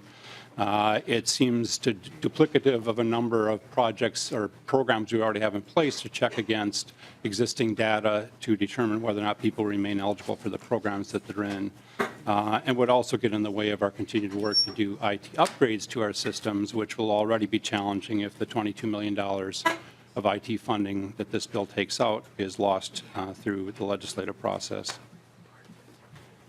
We oppose the requirement that we get approval from the legislature before we move toward a preferred drug list. This is an issue we've been looking at to try to control pharmacy expenditures within our programs. We put out a request for comment late last year around our next generation integrated health plans and got a lot of positive feedback on the idea of having a preferred drug list across our programs. And we believe that by not having that tool, we will actually see our pharmacy trend go up faster than we want it to, as well as just reducing our ability to innovate within our programs going forward. And then finally, there's a few other dedicated funds that are addressed to take the total of $4.4 million taken out of our budget, which again would reduce our ability to be able to deliver services properly. I think at this point, some of the concerns really are in the healthcare area and ensuring that we have the ability to be able to manage our costs and innovate within those programs, and concerned that some of the provisions in this bill would make it very difficult for us to do that going forward.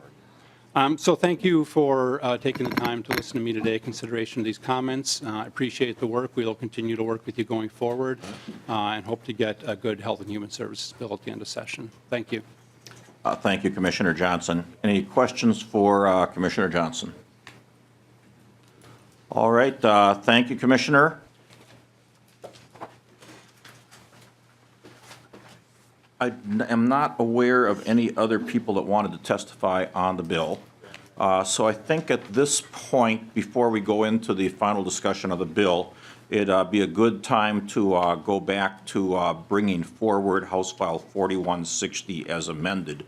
So I'm going to take up House File 4160 as amended, the transportation bill, and move that House File 4160 as amended be amended on to House File 3138, and that staff make any technical corrections necessary to reflect the will of the committee. Representative Hornstein.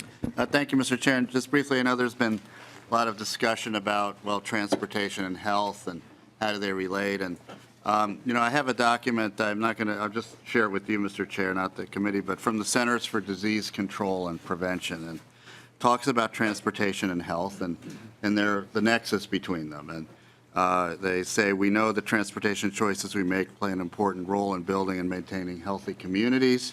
They talk about physical activity, injury prevention, air pollution associated with respiratory and heart diseases, social capital and mental health, environmental justice, and social equity. So I think, Mr. Chair, you're on point. And so if people push back on this, I'd like to just pass the Centers for Disease Control and Prevention to you. And I think you're in the ballpark here with this. Well, thank you for that, Representative Hornstein. And if I do get pushed back, I'll give them your phone number. Any other discussion to the motion? And I do appreciate that. Representative Liebling. Well, thank you, Mr. Chair. And just along the same lines, I mean, those of us who work on health and human services like to say, as Commissioner Ellinger used to say, health in all policies. So I appreciate that, Representative Hornstein. But I also wanted to suggest that the transportation bill, rather than that one being the vehicle, since the HHS bill is a vehicle, that maybe we could think of it as an ambulance that may be needed by the transportation bill. Any other discussion? I had a serious. All right, I'll renew my motion that House File 4160 as amended be amended on to House File 3138, and that staff be instructed to make any technical corrections necessary to reflect the will of the committee. All in favor of that motion, say aye. Aye. Opposed? No. Motion prevails. House File 4160 as amended is amended on to House File 3138. All right, now we have House File 3138 as amended with the transportation bill within it before the committee. Further discussion on the Health and Human Service components of the bill. Representative Liebling.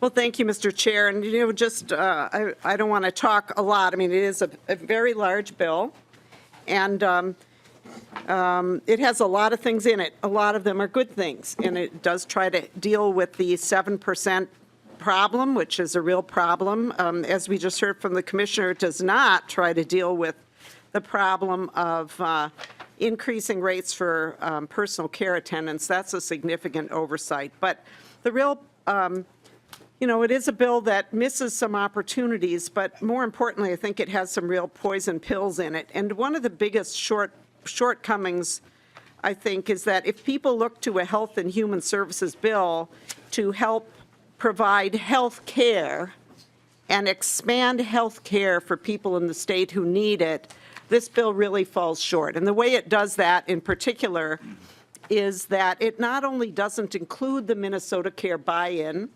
which is a way that a lot of people around the state, especially in rural parts of the state, might be able to find affordable health insurance, which they cannot find now. But it actually stops that from going forward. This is a poison pill in the bill. The commissioner talked a little bit about the premium reconciliation, and the bottom line is that it tells DHS to do what it can't do, and says if you can't do this, then you can't move forward with Minnesota Care. So it essentially stops Minnesota Care. There's also language in the bill that once again goes after MNsure, and I know these are terms that are confusing for the public, and I always get emails and see people still confusing the two things. Everything's min this and min that, right? But, MNsure is a platform, an organization where people can go to get health insurance, whether public or private. Again, this bill goes after MNsure. It's the old kill MNsure stuff again.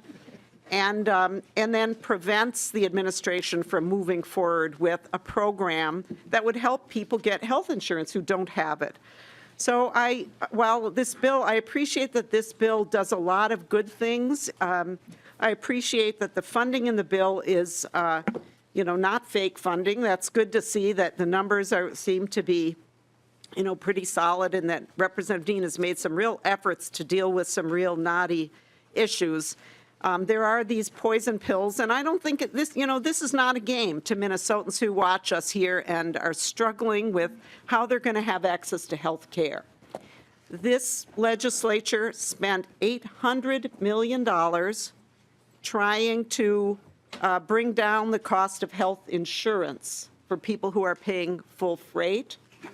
It was not very successful, and yet in this bill we have items that are really attacking the systems that we have. And I think that if the Republican majority does not have real ideas about how to move forward and get people access to health insurance affordably, that at least it shouldn't stand in the way of other people's ideas for doing that. So that's my major comment on this bill, Mr. Chair. And so I certainly, at this point, am not able to support it, although it does have in it, as I said, a lot of things that we do agree on. We've had very good discussions in the Health and Human Services Committee. I think, as I said in that committee, Chair Dean was very fair in terms of the discussion, and I think really did try to balance some difficult things. But I hope that at the end of the day, we will have a better bill than this one. Thank you. I have Representative Davids, then Erdahl. Representative Davids. Thank you, Mr. Chairman, and we're kind of like rewriting history here. To say that the actions we took last year were not very successful, well, the truth is exactly contrary to what the one member said, because it stopped a lot of the bleeding, it leveled off rates, and we're trying to work on fixing a system that Obamacare destroyed. Chair Dean, thank you so very much for not including the MinCare buy-in. I really appreciate that. What that does is it reimburses, to get these lower rates, it reimburses hospitals and doctors at a very low rate. And I've had many come to me saying that if the MinCare buy-in goes forward, they are out of business. So thank you, Chair Dean, for saving my rural hospitals and my rural clinics. I do appreciate that. Thank you, Mr. Chairman. Representative Erdahl. Thank you, Mr. Chairman. And I was just wondering, Representative Liebling, do you consider $800 million to be a big number? Representative Liebling, I guess you've been asked to yield. Go ahead, Representative Liebling. Well, Representative Erdahl, I think that this is probably a loaded question. I guess it depends on what we're talking about spending it on. All right. For Representative Erdahl? Be nice. Nah, All right. good. Sounds big to me. Other discussion? Representative Dean. Well, thank you, Mr. Chair, and to Commissioner Johnson and all of DHS. Thanks to all the staff who works very, very hard working with our members and both majority and minority parties to put this bill together to try to do a lot of good things. Also, especially want to thank Commissioner Malcolm for a very, very tough job jumping in to a very difficult situation and just doing a great job working with our committee and testifying and making folks available. Really do appreciate you and your willingness to work together. So thank you very, very much for all of your work to help the department, but also to help the legislature in putting this together. This does address our three major issues of the opioid abuse epidemic and crisis in the state of Minnesota, the salaries for low-income folks who provide care to people in the community, which is a top priority for us. Also, the elder abuse issue, along with some other really good things within a $10 million target. True, we don't reinstate the provider tax as a fiscal portion of this bill. That's one that I don't think we should do. Minnesota Care, which is the 2% provider sick tax, which was initiated for that, no longer really funds that. That's funded within the Medicaid expansion. So we can and should sunset the provider tax moving forward, and we don't need to do that in order to keep the care that we currently have. So I hope we don't do that moving ahead. And with the governor's initiatives, we also want to thank the chair for giving us a hard target on the Healthcare Access Fund, which that money provides $700 million to and has accrued and has been misused many times in the past. It's what I refer to as the banana stand, which there's always money in the banana stand, as we know, so that's been rated very many times. So we appreciate the zero target and hard target on the banana stand. Also on the premium reduction account, or as I refer to as the cookie jar, and the other cookie jar is the reinsurance money. So we had zero and hard targets on all three, which I appreciate, Representative Chairman Knobloch, because we're going to have to watch those going into the conference committee. I will continue to watch those, and I know you will as well. So we were able to make our $10 million target and provide a lot of good things and also pull some money out of the system. So I appreciate your support and appreciate any help moving forward as this bill goes to the floor. All right. I'm sorry, Representative Murphy. Thank you, Mr. Chair, and I'm just wondering if you had a tails target for this piece of, for this bill. We did have a tails target for this bill. I believe it was $55 million. And thank you, Mr. Chair, and as I understand it, Representative Dean, did we make that target as well? We did. Representative Dean. So 10 million now and 55 million in the tails. Representative Murphy, yes, that is what the target was. Thank you. Representative Dean, did you have any other comments? I know those were your closing statements. Nope. I appreciate the clarification, Representative Murphy.